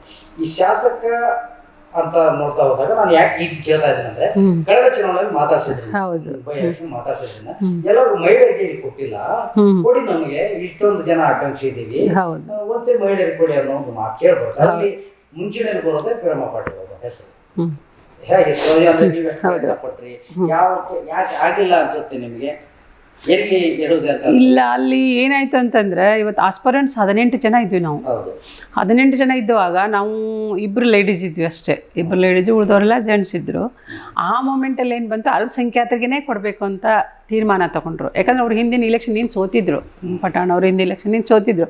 ಅದರಲ್ಲಿ ಫೈಟ್ ಇತ್ತು, ಖಾದ್ರಿ ಅವರಿಗೆ ಪಠಾಣ್ ಅವರಿಗೆ ಫೈಟ್ ಇತ್ತು, ಅಲ್ಪಸಂಖ್ಯಾತರಲ್ಲಿ ಫೈಟ್ ಇತ್ತು. ಮತ್ತು ಸುಮಾರು ಯಾರವ್ರು ನಮ್ಮ ಅವರೆಲ್ಲ ಅವರು ಮನೆಯಲ್ಲಿ ಒಂದು 4-5 ಜನ ಇದ್ದರೂ ಕೂಡ ಮುಂಚೂಣಿಯಲ್ಲಿ ಇವರಿದ್ರು. ಯಾಕಂದರೆ ಇವ್ರು ಹಿಂದಿನ ಇಲೆಕ್ಷನ್ ಸೋತಿದ್ರು. ಅದಕ್ಕೋಸ್ಕರ ಆಮೇಲೆ ಖಾದ್ರಿ ಸಾಹೇಬ್ರದ್ದು 4 ಬಾರಿ ಸೋತಿದ್ರು ಪಾಪ ಅವರನ್ನು. ಆದರೆ ಬಟ್ ಏನಾಗ್ಬಿಡ್ತು ಅಂದರೆ ಇವರು ಹಿಂದಿನ ಪೀರಿಯಡ್ ಸೋತಿದಾರ, ಇವ್ರಿಗೆ ಕೊಡೋಣ ಅಂತ ಅಲ್ಪಸಂಖ್ಯಾತರಿಗೆ ಕೊಡಬೇಕು ಅಂತ ಬಂತು. ನಾವು ಮಹಿಳೆಯರು ಕೊಡೋದು ಫೈಟ್ ಮಾಡಿದ್ವಿ, ನಾನು ರಾಜೇಶ್ವರಿ ಪಾಟೀಲ್ ಎಲ್ಲ ಫೈಟ್ ಮಾಡಿದ್ವಿ. ಬಟ್ ಆ ಸಂದರ್ಭದಲ್ಲಿ ಅಲ್ಪಸಂಖ್ಯಾತರಿಗೆ ಕೊಡಬೇಕು ಅಂತ ಬಂದಾಗ ನಾವು ಹಿಂಸರಿದು ಅವರಿಗೆ ಇಲೆಕ್ಷನ್ದಲ್ಲಿ ಫುಲ್ ಸಪೋರ್ಟಾಗಿ ಕೆಲಸ ಮಾಡಿದ್ವಿ. ಬಟ್ ಅಲ್ಲ, ನೀವು ಯಾರೇ ಬರಲಿ, ನಿಮ್ಮ ಪಕ್ಷದ ಒಂದು ಸಣ್ಣ ಕಾರ್ಯಕ್ರಮ ಇದ್ರೂ ಪ್ರೇಮ ಅವರು ಇರ್ತಾರೆ. ದೊಡ್ಡ ವೇದಿಕೆ ಕಾರ್ಯಕ್ರಮದಲ್ಲೂ ನೀವು ಗುರುತಿಸ್ಕೊಂಡಿದ್ದೀರಿ, ನೋಡಿದ್ದೀವಿ ಓಡಾಡಿದ್ದು. ಈಗ 18 ಜನ ಆಕಾಂಕ್ಷಿಗಳು, ಆ ಪೈಕಿ ಎಲ್ಲರನ್ನೂ ವಿಶ್ವಾಸಕ್ಕೂ ತಗೊಳ್ತಾರೆ, ಪಠಾಣ್ ಅವರು ಗೆಲ್ತಾರೆ, ಅದು ಸೆಕೆಂಡ್. ಬಟ್ ನಿಮ್ಮಲ್ಲಿ ಒಂದು ಆಸೆ ಇರ್ತಲ್ಲ, ಅದಕ್ಕೆ ಓಕೆ ಅವ್ರಿಗೆ ಟಿಕೆಟ್ ಕೊಟ್ಮೇಲೆ ಅವ್ರಿಗೂ ಸಪೋರ್ಟ್ ಆಗಿ ಗೆಲ್ತಾರೆ. ನನ್ನ ಪ್ರಶ್ನೆ ಏನಂದ್ರೆ, ನಿಮ್ಮ ಪಕ್ಷಕ್ಕೆ ನೀವು ಬದ್ಧರಾಗಿ ಏನ್ ನಿರ್ಧಾರ ತಗೊಂಡು ಅದಕ್ಕೆ ನೀವು ಕೆಲಸ ಮಾಡಿದಿರಿ. ಪಠಾಣ್ ಟಿಕೆಟ್ ಕೊಟ್ಟು ಅವ್ರ ಜೊತೆ ನಿಂತ್ಕೊಂಡು ಕೆಲಸ ಮಾಡಿದ್ರಿ, ಓಡಾಡಿದ್ರಿ ಕ್ಷೇತ್ರ. ನೆಕ್ಸ್ಟ್ ನಿಮಗೆ ಏನು ಈಗ ಒಂದು ಮಹಿಳಾ ಜಿಲ್ಲಾ ಅಧ್ಯಕ್ಷ ತೃಪ್ತಿ ಇದೆಯಾ, ಅಥವಾ ಬೇರೆ ನಿಮ್ಮ ಒಂದು ಹೋರಾಟಕ್ಕೆ ಇಷ್ಟೊತ್ತು ನಾನು ಕೇಳೋದು ಜರ್ನಿಗೆ ನಿಮ್ಗೆ ಬೇರೆ ಸ್ಥಾನ ಏನಾದರೂ ನಿರೀಕ್ಷೆ ಇತ್ತ? ಅಲ್ಲ ಸರ್, ಏನಂದ್ರೆ ಸುಮಾರು 32 ವರ್ಷಗಳ ಕಾಲ ನಾನು ರಾಜಕೀಯ ಮಾಡ್ತಾ ಬಂದು 2 ಸಲ ಜಿಲ್ಲಾ ಪಂಚಾಯತ್ ಸದಸ್ಯ ನಾನು. ಒಮ್ಮೆ ಹುಲಗೂರು ಭಾಗ, ಮತ್ತೊಮ್ಮೆ ತಡಸ್ ಭಾಗ. 2ನೇ ಬಾರಿ ಬಂದಾಗ ತಡಸ್ ಭಾಗದಲ್ಲಿ ಇಲೆಕ್ಟ್ ಆದೆ. ನೆಕ್ಸ್ಟು APMC ಇದು ಅದೇ, ನಾನು ಇದು MLA ಎಲೆಕ್ಷನ್ ನಿಂತೆ ಜನತಾದಳದಿಂದ, MP ಎಲೆಕ್ಷನ್ ನಿಂತೆ. ಫಸ್ಟ್ 2004 ಏನೋ ಜನತಾದಳದಿಂದ. ಆಮೇಲೆ ನೆಕ್ಸ್ಟ್ MP ನಿಂತ್ಕೊಂಡೆ. ಅದರ ನಂತರ ಮತ್ತೆ ಹೊಳ್ಳಿ APMC ಆರಿಸಿ ಬಂದೆ, APMC ಅಧ್ಯಕ್ಷ ಆದೆ. ಇದು ನನ್ನ ಜರ್ನಿ, ಇದು ರಾಜಕೀಯದೊಳಗೆ ನಾನು ಮಾಡಿದಂಥ ಇದು. ಅದಕ್ಕೋಸ್ಕರ ನಾನು ನಮ್ಮ ನಾಯಕರಲ್ಲಿ ನಾನು ವಿನಂತಿ ಮಾಡ್ಕೊಳ್ಳೋದು, ಅಥವಾ ನನ್ನ ಬೇಡಿಕೆ ಏನಪ್ಪ ಅಂತಂದರೆ, ನಾನು ಪಕ್ಷಕ್ಕೆ ವಿಧೇಯಕಳಾಗಿ ಇಷ್ಟು ವರ್ಷ, ಈಗ ಸುಮಾರು 10-12 ವರ್ಷಗಳಿಂದ ನಾನು ಕೆಲಸ ಮಾಡ್ತಾ ಬಂದಿದ್ದೇನೆ. ಫಸ್ಟ್ ಜನತಾದಳಲ್ಲಿದ್ದೆ, ಆಮೇಲೆ ಈಗ 12 ವರ್ಷ ಆಯಿತು ನಾನು ಈ ಪಕ್ಷಕ್ಕೆ ಸೇರಿ. ಆವಾಗಲಿಂದನೂ ನಾನು ಪಕ್ಷಕ್ಕೆ ನಿಯತ್ನಿಂದ ದುಡಿತಾ ಇದ್ದೇನೆ. ಅದನ್ನು ಗುರುತಿಸಿ ನನಗೆ ಜಿಲ್ಲಾಧ್ಯಕ್ಷ ಸ್ಥಾನ, ಮಹಿಳಾ ಜಿಲ್ಲಾಧ್ಯಕ್ಷ ಸ್ಥಾನ ಕೊಟ್ಟಿದ್ದಾರೆ. ಅದೇ ರೀತಿ ನಾನು ಯಾವುದೇ 3-4 ಚುನಾವಣೆ ಮಾಡಿದೆ. ಯಾರ್ದು ಮಾನೆ ಸಾಹೇಬ್ರದ್ದು, ಆಮೇಲೆ ಕೋಳೆವಾಡ ಅವ್ರದ್ದು, ಆಮೇಲೆ ಬನ್ನಿಕೋಡ್ರದ್ದು, ಹಿರೇಕೆರೂರು, BC ಪಾಳ್ಯರ್ ಬಿಟ್ಟವ್ರು, ಹಾಗೆ 3-4 ಚುನಾವಣೆ ಮಾಡಿದ್ದೀನಿ. MP ಚುನಾವಣೆ 2-3 MP ಚುನಾವಣೆಯಲ್ಲಿ ನಾನು ಭಾಗವಹಿಸಿ ಕೆಲಸ ಮಾಡಿದ್ದೀನಿ. ಜಿಲ್ಲಾ ಪಂಚಾಯತಿಯಲ್ಲಿ ಮಾಡಿದ್ದೀನಿ, ತಾಲೂಕು ಪಂಚಾಯತಿ, ಯಾವುದೇ ಒಂದು ಚುನಾವಣೆ ಬಂದರೂ ನಾನು ಮುಂಚೂಣಿಯಲ್ಲಿ ಇಟ್ಕೊಂಡು ನಾನು ಹೋರಾಟನ ಮಾಡಿದ್ದೇನೆ. ಯಾಕೆ ಪಕ್ಷಕ್ಕೆ ದುಡಿದಿದ್ದೇನೆ. ಅದಕ್ಕೋಸ್ಕರ ನಾನು ನನ್ನ ನಾಯಕರಲ್ಲಿ ನನಗೆ ಬರೀ ಜಿಲ್ಲಾ ಅಧ್ಯಕ್ಷ ಸ್ಥಾನ ಅಂದ್ರೆ ಏನಿದು, ಪಕ್ಷವನ್ನು ಸಂಘಟಿಸುವುದು, ಪಕ್ಷಕ್ಕಾಗಿ ದುಡಿಯುವುದು ಇದು. ಅದಕ್ಕೋಸ್ಕರ ನಾನು ಅವರಲ್ಲಿ ಕೇಳ್ತೇನೆ, ನನಗೂ ಕೂಡ ಏನಾದರೂ ಒಂದು ಕೆಲಸ ಮಾಡಬೇಕಂದ್ರೆ ಒಂದು ಅಧಿಕಾರ ಇದ್ದರೆ ಭಾಳ ಹೆಲ್ಪ್ ಆಗುತ್ತೆ. ಏನಪ್ಪ ಅಂದ್ರೆ ಜನರ ಒಂದು ಸಂಘಟನೆ ಇರ್ಬೋದು, ಅಥವಾ ಜನರ ಕೆಲಸ ಮಾಡಿಕೊಡಾಕಿರ್ಬೋದು, ಅನುಕೂಲ ಇರ್ತದೆ. ಅದಕ್ಕೋಸ್ಕರ ನಾನೆಲ್ಲರಲ್ಲೂ ಕೇಳೋದಿಷ್ಟೇ, ನಾ MLC ಕೊಡ್ರಿ ಅಂತ ಕೇಳಿದೆ. ನನ್ನ ಒಂದು ಇದಕ್ಕೋಸ್ಕರ ನನಗೆ MLC ಕೊಡ್ರಿ, ನಾನು ಇಷ್ಟು ವರ್ಷ ಸರ್ವಿಸ್ ಮಾಡಿದ್ದೀನಿ, ಇಷ್ಟು ಪೀರಿಯಡ್ ನಾನು ಆರಿಸಿ ಬಂದಿದ್ದೇನೆ, ಹಿಂಗೆಲ್ಲ ಆಗಿದೆ, MLC ಕೊಡ್ರಿ, ಇಲ್ಲಾಂದರೆ ನಿಗಮದ ಅಧ್ಯಕ್ಷ ಸ್ಥಾನ ಆದರೂ ಬೇಕು ಅಂತ ಕೇಳಿದ್ದೆ. ನಮ್ಮಲ್ಲಿ ಎಲ್ಲ ಜಿಲ್ಲಾ ಶಾಸಕರು, ಈಗ 6 ಜನ ನಮ್ಮಲ್ಲಿ ಶಾಸಕರಿದ್ದಾರೆ, ಅಷ್ಟು ಶಾಸಕರಿಗೂ ನಾನು ಮೀಟ್ ಮಾಡಿದ್ದೀನಿ. ಆಮೇಲೆ ಹೊಳ್ಳೆಯಲ್ಲಿ CM ಅವರು ಮೀಟ್ ಮಾಡಿದ್ದೀನಿ, DK ಶಿವಕುಮಾರ್ ಅವರು ಮೀಟ್ ಮಾಡಿದ್ದೀನಿ, ಉಪಮುಖ್ಯಮಂತ್ರಿಗಳಿಗೆ. ಅದಕ್ಕೋಸ್ಕರ ಅವರು ಇಲ್ಲ ನೋಡೋಣ, 2.5 ವರ್ಷ ಆದಮೇಲೆ ವಿಚಾರ ಮಾಡೋಣ ಅನ್ನೋ ಮಾತನ್ನು ಹೇಳಿದ್ರು. ಹೌದು. ಮತ್ತು ಅಲ್ಲಿ ಏನಾದರೂ ಇದಾದರೆ ಇವನು ಚೇಂಜಸ್ ಮಾಡಬೇಕು ಅನ್ನೋ ಒಂದು ಅವಾಗನೇ ಇತ್ತಿದ್ದು. 2.5 ವರ್ಷ ಆದಮೇಲೆ ಯಾವುದು ಇದು ಏನು, ನೀವು 2.5 ವರ್ಷ ಆದಮೇಲೆ ಮೊನ್ನೆ ಇದು ನನಗೆ ಹೇಳಿದ್ದು, ನನಗೆ ನಮ್ಮ ನಾಯಕರು ಹೇಳಿದ್ದು, ಮೊನ್ನೆ ನಾವು ಏನೋ ಒಂದಿಷ್ಟು ಕೊಡಕ್ಕೆ ಹೋಗಿದ್ದೆ, ಅಪ್ಲಿಕೇಶನ್ ಕೊಡಕ್ಕೆ ಹೋಗಿದ್ದು, ನಂಗೆ ಹಿಂಗೆ ಮಾಡ್ಬೇಕು ಹಿಂಗಂತ. ಇಲ್ಲ, ಇದು 2.5 ವರ್ಷಕ್ಕೆ ಚೇಂಜಸ್ ಆಗೋ ಚಾನ್ಸಸ್ ಅದಾವು. ಬದಲಾವಣೆ ನಿಗಮ ಅವೆಲ್ಲ ಬದಲಾವಣೆ ಆಗ್ತಾವೆ. ಆ ಟೈಮಲ್ಲಿ ನಿಮಗೆ ಅವಕಾಶಗಳನ್ನ ಕೊಡೋಣ ಅನ್ನೋ ಮಾತನ್ನು ನಮ್ಮ ನಾಯಕರು ಅಂದಿದ್ರು, ನಮ್ಮ ಜಿಲ್ಲೆ ನಾಯಕರು. ಈಗ ಅಂದ್ರೆ ಈಗ ಈಗ ಎಕ್ಸಾಂಪಲ್ ನಿಮಗೆ ನಾನು ಎಷ್ಟು 18 ಜನ ಆಕಾಂಕ್ಷಿಗಳಿದ್ದಾರೆ. ಹೌದು ಹೌದು. ಆಕಾಂಕ್ಷಿಗಳ ಇದರಲ್ಲಿ ನಿಮ್ಗೆ ಒಬ್ಬರು ಟಿಕೆಟ್ ಸಿಗುತ್ತೆ. ಹೌದು. ಬಟ್ ನಿಮ್ಮ ಪಕ್ಷದ ಮುಖಂಡರು ಅವಾಗ ಇರ್ತಕ್ಕಂಥ ಎಲ್ಲ ಸಚಿವರು ಬಂದಂತವ್ರು ಒಂದು ಮಾತನ್ನ ಹೇಳ್ತಾರೆ, ಎಲ್ಲರೂ ನಾವು ವಿಶ್ವಾಸಕ್ಕೆ ತೆಗೆದುಕೊಳ್ತೀವಿ, ಎಲ್ಲರಿಗೂ ಒಂದು ಒಳ್ಳೆ ಸ್ಥಾನ ಕೊಡ್ತೀವಿ ಅಂತ ಹೇಳಿದ್ರು. ಆ ರೀತಿ ಒಂದಷ್ಟು ಜನ ಸ್ಥಾನಗಳನ್ನು ಕೊಟ್ಟಿದ್ದಾರೆ. ಈಗ ಸಂಪೂರ್ಣವಾಗಿ ಇದು ತಿರ್ಗಾ ನಾನು ಏನಂತಂದ್ರೆ ಜಿಲ್ಲಾಧ್ಯಕ್ಷರು ಅಂತಂದ್ರೆ ನೀವು ಹೇಳಿದಾಗೆ ಪಕ್ಷ ಸಂಘಟನೆ ಮಾಡಬೇಕು, ಓಡಾಡಬೇಕು, ಪಕ್ಷದ ಕಾರ್ಯಕ್ರಮಗಳೆಲ್ಲ ತೊಡಕೊಳ್ಬೇಕು ಇರುತ್ತೆ. ಬಟ್ ನೀವು ಕೇಳ್ತಾ ಇರೋ ಡಿಮ್ಯಾಂಡು ಎಷ್ಟರ ಮಟ್ಟಿಗೆ ರೀಚ್ ಆಗಿದೆ ಅಂತ ಅನ್ಸುತ್ತೆ ನಿಮಗೆ? ಇಲ್ಲ, ನನಗೆ ಈಗ ನಾಯಕರೆಲ್ಲ ಹೇಳ್ತಾರೆ, ಬೇರೆ ಬೇರೆ ನಮ್ಮ ಪಕ್ಷದೆಲ್ಲ ಮುಖಂಡ್ರು ಯಾರೇ ಕೂಡಲಿ, ಏನಮ್ಮ ನೀನೇನೋ ಆಗ್ಬೇಕಾಯ್ತು ಪಕ್ಷ ಇದ್ರೊಳಗೆ ಸರ್ಕಾರದೊಳಗೆ, ಪಾಪ ತುಂಬ ಹೋರಾಟ ಮಾಡ್ತೀಯ, ಎಲ್ಲೆಂದ್ರೆ ಅಲ್ಲಿರ್ತೀಯ, ಯಾವ ಎಲೆಕ್ಷನ್ ಬರಲಿ, ಅಥವಾ ಬೇರೆ ಜಿಲ್ಲೆಗೆ ಹೋದರೂ ಕೂಡ ನಾನು ಎಲೆಕ್ಷನ್ ಮಾಡಿ ಬಂದಿದ್ದೇನೆ. ಧಾರವಾಡ ಹಿಂಗೆಲ್ಲ ಎಲ್ಲ ಹಾಕ್ತಾರೆ, ಅಲ್ಲೆಲ್ಲ ಚುನಾವಣೆ ಸಂದರ್ಭದಾಗ ಹೋಗಿ ನಾನು ಕ್ಯಾನ್ವಸ್ ಮಾಡಿ ಬಂದಿದ್ದೀನಿ. ಸುಮಾರು ಕಡೆ ಅಡ್ಡಾಡಿ ಎಲ್ಲ ಪಕ್ಷ ಸಂಘಟನೆ ಮಾಡ್ತೀಯ, ಇಷ್ಟು ವರ್ಷ ಸೇವಾ ಮಾಡಿದೆ, ನಿನ್ನ ಸೇವಕ್ಕೋಸ್ಕರ ನಿನಗೊಂದೇನು ಅವಕಾಶ ಕೊಡಬೇಕು ಅಂತ ಅನ್ನೋ ಮಾತನ್ನು ಮಾತಾಡ್ತಾರೆ ಮುಖಂಡರೆಲ್ಲರೂ. ಅದು ಈಗ ನಮ್ಮ CM ಅವರು ಮತ್ತು DCM ಅವರು, ಆಮೇಲೆ ನಮ್ಮ ಜಿಲ್ಲೆಯ ನಾಯಕರು ಏನು ಶಾಸಕರುಗಳಿದ್ದಾರಲ್ಲ ಅವರಿಗೆಲ್ಲ ನಾನು ರಿಕ್ವೆಸ್ಟ್ ಮಾಡ್ಬೋದು. ಶಿವಣ್ಣವ್ರು ಇರ್ಬೋದು, ಮಾನೆ ಸರ್ ಇರ್ಬೋದು, ಬಣಕಾರ್ ಅವರು, ಆಮೇಲೆ ನಮ್ಮ ಪಠಾಣವರು ಮೊನ್ನೆ ಹೇಳಿದರು, ನಮ್ಮ ಶಾಸಕರು ಹೇಳಿದರು, ಇಲ್ಲಕ್ಕ ನಾವು ಮಾತಾಡಿದ್ದೇವೆ, ನೋಡೋಣ ಏನರ ಒಂದು ಅವಕಾಶ ಮಾಡಿಕೊಡೋಣ ಅನ್ನೋ ಮಾತನ್ನು ಅವರು ಹೇಳಿದರು. ಆಮೇಲೆ ಕೋಳಿವಾಡ್ರು ಎಲ್ಲ ನಮ್ಮ ಜಿಲ್ಲೆ ನಾಯಕರು ಎಲ್ಲರೂ ಒಪ್ಕೊಂಡಿದ್ದಾರೆ. ರುದ್ರಪ್ಪಣ್ಣರ. ಹ್ಞೂ ರೀ. ಈಗ ಓಕೆ, ಈಗ ಜಿಲ್ಲೆಯಲ್ಲಿ 6 ಜನ ಶಾಸಕರು ನಿಮ್ಮ ಪಕ್ಷದವರೇ, ಹೌದು, ಕಾಂಗ್ರೆಸ್ ಪಕ್ಷ ಎಲ್ಲ ಶಾಸಕರು ಅವರೇ ಇದ್ದಾರೆ. ಒಪ್ಕೊಳ್ಳೋಣ. ಈ ಶಾಸಕರಿದ್ದಾರೆ ಅಂತ ಹೇಳ್ತಿಲ್ಲ ನಾನು, ಒಂದು ಇಲ್ಲಿಂದ ಏನೋ ಈಗ ಸಣ್ಣ ಸ್ಟೇಜಲ್ಲಿ, ಈಗ ಎಕ್ಸಾಂಪಲ್ ನಿಮ್ಮನ್ನೇ ತಗೋದು, ಮಹಿಳಾ ಜಿಲ್ಲಾಧ್ಯಕ್ಷ ಇದ್ದಾರೆ, ಇವರ ಒಂದು ಕೂಗು ಅಥವಾ ಇವರ ಒಂದು ಮುಂದಿನ ಜರ್ನಿಗೆ ಬೇಕಾದಂಥ ಒಂದು ಪ್ಲೇಸ್ ಅದೆಲ್ಲವೂ ಅಲ್ಲಿ ಮುಟ್ಟುತ್ತೆ ಅನ್ನೋದು ನಿಮ್ಮ ನಂಬಿಕೆ. ಹೌದು ಹೌದು ಅಭಿಪ್ರಾಯ ಇತ್ತು. ಆದ್ರೆ ಇದು ನೇರವಾಗಿ ನಿಮ್ಗೆ ಅಲ್ಲಿ ಹೋಗೋಕ್ಕೆ ಏನಾದರೂ ಅಭ್ಯಂತರ ಇರುತ್ತಾ, ಅಥವಾ ಇಲ್ಲಿಂದಾನೇ ಈ ಶಾಸಕರುಗಳ ಮುಖಾಂತರ ಹಿಂಗೆ ಹೋದ್ರೆ ಇದು ನಿಮ್ಮ ಒಪಿನಿಯನ್ ಹೆಂಗಿದೆ? ಇಲ್ಲ, ಇದು ಏನಂದ್ರೆ ಅಭ್ಯಂತರ ಏನೂ ಇಲ್ಲ, ಬಟ್ ಶಾಸಕರಿಂದ ರೆಕಮೆಂಡ್ ಆಗಬೇಕು. ಆ ಜಿಲ್ಲೆಯ ಮಿನಿಸ್ಟ್ರು ಅವರಿಂದ ಸ್ವಲ್ಪ ರೆಕಮೆಂಡೇಶನ್ ಇದ್ರ ಇದು ಆಗ್ತದೆ ಅಲ್ಲಿ. ಈಗ ನಮ್ಮ ರುದ್ರಪ್ಪಣ್ಣರು ಇರ್ಬೋದು, ಶಿವಣ್ಣವರು, ಇವರೆಲ್ಲ ಸೀನಿಯರ್ ಮೋಸ್ಟು, ಮಾನೆಯವರು, ಇವರೆಲ್ಲ ಅಂದರೆ ಆ ಜಿಲ್ಲೆಯ ಶಾಸಕರು ಜೊತೆಗೆ ನಮ್ಮ ಶಾಸಕರು ಮುಖ್ಯ. ಅವ್ರು ಹೇಳೋದ್ರಿಂದ ಹೌದು ಹೌದು ಹೌದು ಹೌದು ಹೌದು ಹೌದು. ಈಗ ನಾವು ಮನವಿ ಮಾಡ್ಕೊಳಕ್ಕೆ ಏನು ತಪ್ಪಿಲ್ಲ, ನಾವು ಎಲ್ಲರ ಕೇಳ್ಬೋದು ಅಷ್ಟೇ. ಈಗ ಹಾಂ, ಪ್ರಶ್ನೆ ಏನಿತ್ತಂದ್ರೆ ನೇರವಾಗಿ ಹೋಗಿ ಈಗ ಪ್ರೇಮಾ ಪಾಟೀಲ್ ಅವರು ನೇರವಾಗಿ ಹೋಗಿ DCMಗೋ CMಗೋ ಭೇಟಿ ಆಗಕ್ಕೆ ಆಗುತ್ತಾ ಆಗಲ್ವಾ ಅನ್ನೋದಿತ್ತು. ನಿಮ್ಮ ಪ್ರಕಾರ ಈಗ ಮೊದಲ ಇದು ಇಲ್ಲಿ ಶಾಸಕರ ವಿಶ್ವಾಸ ತೆಗೆದುಕೊಂಡು ಹೋದಾಗ ಅದಕ್ಕೊಂದು ಇನ್ನೂ ಬೇಟೆ. ಹೌದು, ಇಲ್ಲಿ ಮಿನಿಸ್ಟ್ರು ಶಿವಾನಂದ ಪಾಟೀಲ್ರು, ನಮ್ಮ ಉಸ್ತುವಾರಿ ಮಿನಿಸ್ಟ್ರು, ಮೇನ್ ನಮ್ಮ ಶಾಸಕರು, ಆಮೇಲೆ ಎಲ್ಲ ಜಿಲ್ಲೆಯ ನಾಯಕರು, ಶಾಸಕರು ಮತ್ತು ಇವರು ಈಶ್ವರ್ ಖಂಡ್ರೆ ಅವರು ಬಂದಿರ್ತಾರೆ, ಮೈತ್ರಿಯವರು ಬಂದಿರ್ತಾರೆ. ಎಲ್ಲರೂ ಸಮ್ಮುಖದಲ್ಲಿ ನೀವು 18 ಜನ ಆಕಾಂಕ್ಷಿ ಪ್ರಮಾಣ ವಚನ ಮಾಡ್ತೀರಿ. ಪ್ರಮಾಣ ವಚನ ಮಾಡಿ ನಾವು ಯಾವ ಪಕ್ಷ ಯಾರಿಗೆ ಏನೇ ನಿರ್ಧಾರ ತೆಗೆದುಕೊಂಡು ನಾವು ಭದ್ರಾಗಿ ಅಂತೇಳಿ ಇದಕ್ಕಿಂತ, ಯಾಕಂದ್ರೆ ಈ ಚುನಾವಣೆ ಮುಗಿದು ಹೋಗ್ಬಿಟ್ಟಿದೆ, ಎಲ್ಲ ನಿಮ್ಮ ಇದನ್ನು ಆಗಿದೆ, ಅದಕ್ಕೆ ಹೇಳ್ತಾ ಇದ್ದಾರೆ. ನೀವು ಮೊದಲೇ ಹೇಳಿದ್ರೆ ನಿಮಗೆ ಒಂದು ಸ್ಥಾನಗಳನ್ನು ಕೊಡ್ತೀವಿ, ಇಂತಿಂತ ಸ್ಥಾನ ಸರ್ಕಾರ ಇದೆ, ಬೇಕಷ್ಟು ಅವಕಾಶಗಳಿರ್ತಾವೆ. ಅದರಿಂದ ನೀವು ಪಕ್ಷವರು ಚಟುವಟಿಕೆ ಮಾಡೋದಾಗ್ಲಿ ಅಥವಾ ಮನೆ ಹಾಗೆ ಬಿಟ್ಟು ಕೊಡೋದಾಗ್ಲಿ ಮಾಡಿದರೆ ಅವಕಾಶಗಳು ಸಿಗಂಗಿಲ್ಲ ನಿಮಗೆ. ಮುಂದೆ ಸರ್ಕಾರ ಇದೆ, ಏನಾದರೂ ಅವಕಾಶಗಳು, ನಿಗಮ ಇರ್ಬೋದು, ಮತ್ತೊಂದು MLC ಇರ್ಬೋದು, ಏನಾದರೂ ಅವಕಾಶಗಳು ಇದ್ದೇ ಇರ್ತಾವೆ. ಮಹಿಳೆಯರಿಗಂತೂ ಹೆಚ್ಚಿದಾವು. ಅದಕ್ಕೆ ನೀವು ನಿಷ್ಠೆಯಿಂದ ದುಡೀರಿ ಅನ್ನೋ ಮಾತನ್ನು ಹೇಳಿದರು. ನಮ್ಮ ಖಂಡ್ರೆ ಸಾಹೇಬ್ರು ಇರ್ಬೋದು, ಶಿವಾನಂದ ಪಾಟೀಲ್ ಇರ್ಬೋದು, ಸಲೀಮ್ ಅಹ್ಮದ್ ಸಾಹೇಬ್ರು ಇರ್ಬೋದು, ಆಮೇಲೆ CM DCM ಎಲ್ಲರೂ ಹೇಳಿದರು, ಇಲ್ಲ ನೀವು ದುಡೀರಿ ಪಕ್ಷಕ್ಕೆ, ನಿಮ್ಗೆ ಅವಕಾಶಗಳಿದಾವೆ, ಮುಂದೆ ಅವಕಾಶ ಮಾಡಿಕೊಡೋಣ ಅನ್ನೋ ಮಾತನ್ನು ಹೇಳಿದರು ಅವರು. ಈಗಿರೋ ಶಾಸಕರ ಜೊತೆ ಅಷ್ಟೇ ಒಡನಾಟದಿಂದ ಚೆನ್ನಾಗಿ ಕೆಲಸ ಮಾಡ್ಕೊಂಡು ಹೋಗ್ತಾ ಇದ್ರಿ. ಈಗ ಎಲ್ಲ ಕಾರ್ಯಕ್ರಮದಲ್ಲಿ ಭಾಗಿಯಾಗಿರ್ತೀರಿ, ಪಕ್ಷ ಸಂಘಟನೆಯಲ್ಲಿ ಇದ್ದೀರಿ.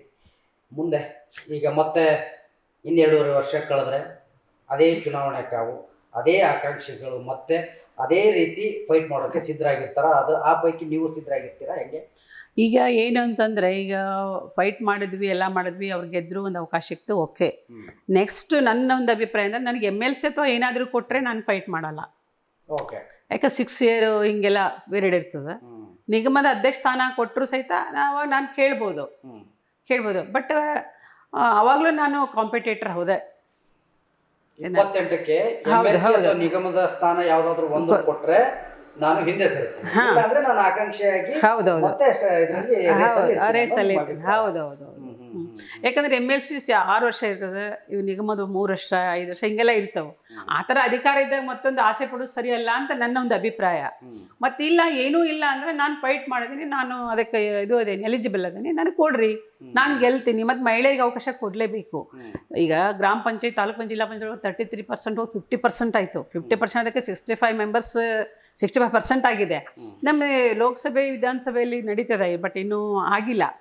ಮಾಡ್ತೇವೆ ಅಂತಾರೆ, ಮಾಡ್ತಾರೆ ಬಿಟ್ಟರೆ ಗೊತ್ತಿಲ್ಲ. ನಮ್ಮ ಪಕ್ಷದಲ್ಲಿ ನಾವು ಕೇಳ್ತಾ ಇದ್ದೇವೆ, ಪಕ್ಷದಲ್ಲಿ ಅಟ್ಲೀಸ್ಟ್ ನಮ್ಗೆ 33% ಕೊಡ್ರಿ, ಲೇಡೀಸ್ಗೆ ಒಂದು ಅವಕಾಶ ಕೊಡ್ರಿ, ನಾವು ಅಧಿಕಾರ ಮಾಡ್ಬೇಕು ಅನ್ನೋ ಆಸೆ ಇದೆ, ನಾಲೆಜ್ ಅನುಭವ ಇದೆ, ಎಲ್ಲ ಇದೆ. ನಾವು ನಮ್ಮ CMಗೆ DCMಗೆ ನಮ್ಮ ನಾಯಕರಿಗೆಲ್ಲರಿಗೂ ಕೇಳ್ತೀವಿ.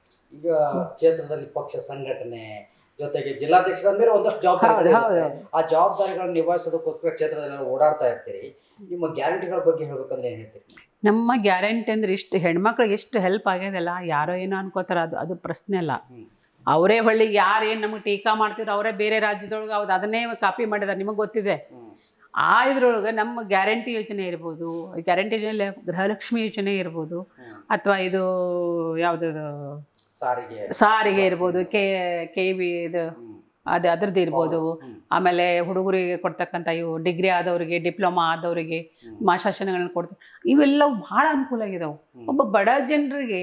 ಇವತ್ತು ನೋಡಿ, ನಾನು ನಿಮ್ಗೊಂದು ಉದಾಹರಣೆ ಕೊಡ್ತೀನಿ. ಇವಾಗ ಶ್ರಾವಣ ಅಥವಾ ಚಳಿಗಾಲ ಬಂತು ಅಂದರೆ ನಮ್ಮ ಮಹಿಳೆಯರು ಪ್ರವಾಸಗಳಿಗೆ ಹೋಗ್ತಾರೆ, ಎಲ್ಲ ದೇವಸ್ಥಾನಗಳಿಗೆ. ನಾನು ಆಜುಬಾಜುದಲ್ಲಿ ನೋಡ್ತಾ ಇದ್ದಾನೆ. ಹೆಂಗಂದ್ರೆ ಒಂದು ಸಂಘ, ಮಹಿಳಾ ಸಂಘಗಳಂತ ಏನು ಬಂದಿಲ್ಲ, ಆ ಮಹಿಳಾ ಸಂಘ ಮಾಡಿದವರು ನಮ್ಮ ಮೋಟಮ್ಮ, ಹಿಂದೆ ಸ್ವಸಹಾಯ ಸಂಘಗಳು ಮಾಡಿದವರು ನಮ್ಮ ಮೋಟಮ್ಮ ಮಿನಿಸ್ಟರ್ದ ಮಾಡಿದವು, ಕಾಂಗ್ರೆಸ್ ಗೌರ್ಮೆಂಟಲ್ಲಿ ಆಗಿದ್ವು. ಆ ಒಂದು ಸಂಘದ ಜನರು ಏನು ಮಾಡ್ತಾರೆ ಅಂದರೆ, 2,000 ರೂಪಾಯಿ ಬಂತಂದಾಕ್ಷಣ ಬಸ್ಸು ಫ್ರೀ ಇದೆ, ದುಡ್ಡು ಬರ್ತಿದೆ, ಆಮೇಲೆ ಫ್ರೀ ಅಕ್ಕಿ ಕೊಡ್ತಾರೆ, ಅದರಲ್ಲಿನೂ ದುಡ್ಡು ಬರ್ತದೆ. ಇವೆಲ್ಲನೂ ಸೇರಿಸ್ಕೊಂಡು ಪ್ರವಾಸಕ್ಕೆ ಹೋಗ್ತಾ ಇದ್ದಾರೆ ಪ್ರತಿಯೊಂದು. ಅದರಲ್ಲಿ ನೀವು ಒಂದು ಅದನ್ನು ನೋಡ್ಬೋದು. ಇವರು ನಮ್ಮ ಧರ್ಮಸ್ಥಳದ ಹೆಗಡೆ ಅವರು, ವೀರೇಂದ್ರ ಹೆಗಡೆ ಅವರು ಒಂದು ಪತ್ರ ಬರೆದ್ರಂತೆ CM ಅವರು, ನೀವು ಗ್ಯಾರಂಟಿ ಯೋಜನೆಗಳನ್ನು ಮಾಡಿದಕ್ಕೋಸ್ಕರ ನಮ್ಮ ಒಂದು ದೇವಸ್ಥಾನಕ್ಕೆ ಬರೋ ಜನ ಹೆಚ್ಚಾಗ್ಯಾರ, ಮಹಿಳೆಯರು ಅದರಲ್ಲಿ ಎಸ್ಪೆಷಲಿ ಮಹಿಳೆಯರು ಕ್ಷೇತ್ರಕ್ಕೆ ಬರೋ ಜನ, ಹೌದು, ಧರ್ಮಸ್ಥಳ ಕ್ಷೇತ್ರಕ್ಕೆ ಬರೋ ಜನ ಚಿಕ್ಕಾಪಟ್ಟ ಆಗಿದೆ. ಆದಾಯ ಕೂಡ ಹೆಚ್ಚಾಗಿದೆ ನಮ್ಮ ಇದ್ರದ್ದು ದೇವಸ್ಥಾನದ್ದು. ಭಾಳ ಒಳ್ಳೆ ಯೋಜನೆ ಮಾಡಿದ್ರೆ, ಅದಕ್ಕೆ ಧನ್ಯವಾದಗಳಂತ ಲೆಟರ್ ಕಳಿಸಿದಂತೆ ವೀರೇಂದ್ರ ಹೆಗಡೆ ಅವರು CM ಅವರು. ನಿಮ್ಮ ಮಟ್ಟಿಗೆ ಎಲ್ಲರಿಗೂ ಅದು ಉಪಯೋಗ ಇದೆ, ಎಲ್ಲರಿಗೂ ಉಪಯೋಗ ಆಗಿದೆ ನಿಜವಾಗ್ಲು. ಓಕೆ, ಈ ಗ್ಯಾರಂಟಿಗಳು ಎಷ್ಟು ಮಟ್ಟಿಗೆ ಕೈ ಹಿಡಿಯುತ್ತೆ ಅನ್ಸುತ್ತೆ ನಿಮಗೆ ಮುಂದಿನ ದಿನಗಳಲ್ಲಿ? ಯಾಕಂತಂದ್ರೆ ಒಂದಷ್ಟು ಟೀಕೆ ಟಿಪ್ಪಣಿಗಳು ಇರೋದೆ.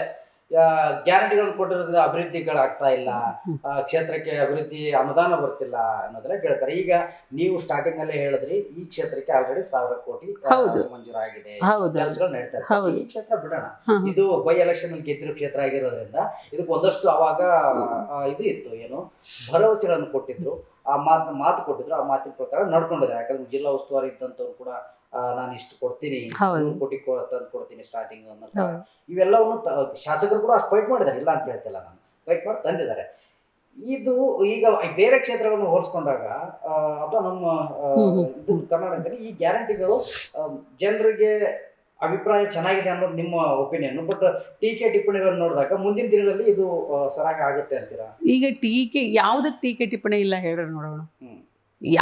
ಏನು ಕೆಲಸ ಮಾಡಿದ್ರೆ ಜನರಿಗೆ ತೃಪ್ತಿ ಇದೆ. ಈಗ 2,000 ರೂಪಾಯಿ ಕೊಡ್ತಾರೆ ಅಂದ ತಕ್ಷಣ ಇನ್ನೊಂದು 2,000 ಕೊಡಬೇಕಾಗಿತ್ತು ಅಂತಾರೆ. ಬಸ್ ಫ್ರೀ ಅಂದ ಕಡೆ ಗಂಡ್ಮಕ್ಳು ಹೆಣ್ಮಕ್ಳು ಕೂಡ ಫ್ರೀ ಇರಬೇಕು ಅಂತಾರೆ. ಸ್ಯಾಟಿಸ್ಫ್ಯಾಕ್ಷನ್ ಇಲ್ಲ ಮನುಷ್ಯನಿಗೆ, ಬಟ್ ನಮ್ಮ ಹೆಣ್ಮಕ್ಳಿಗೆ ಸ್ಯಾಟಿಸ್ಫ್ಯಾಕ್ಷನ್ ಇದೆ.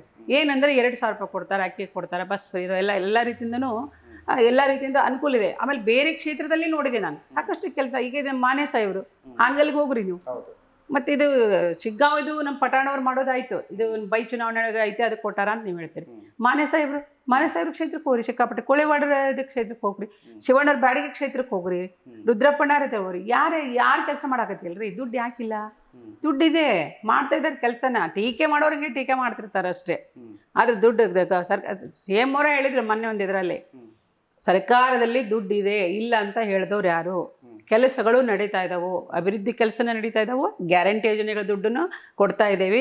ಸುಮ್ಮನೆ ಮಾತಾಡಬೇಡ್ರಿ ಅಂತ ವಿರೋಧ ಪಕ್ಷ ಆರೋಪ ಅಷ್ಟೇ. ಅವರಿಗೆ ಸಮಾಧಾನ ಇಲ್ಲ. ತಡ್ರಿ, ಒಂದು ಮಾತು ನಾನು ಕ್ವಶನ್ ನಿಮ್ಗೆ, ನಾನೊಂದು ಮಾತು ಕೇಳ್ತೇನೆ. BJP ಅವ್ರು ಅಂತ ತಿಳ್ಕೊಂಡು ಇವ್ರೇನಾದ್ರು ಈ ಯೋಜನೆಗಳನ್ನ ಲಾಭ ಬಿಟ್ಟಿದಾರ? ಗ್ಯಾರಂಟಿ ಯೋಜನೆ ಲಾಭ ತಗೋತಾ ಇದಾರಲ್ಲ, ಹಂಗ್ರೆ ಕಾಂಗ್ರೆಸ್ ಇಂದದ್ದು ಬೇಡ ಅಂತ ಬಿಡ್ತಾರ? ಇಲ್ಲ ಸರ್ಕಾರ ದುಡ್ಡು ಅಂತಾರ.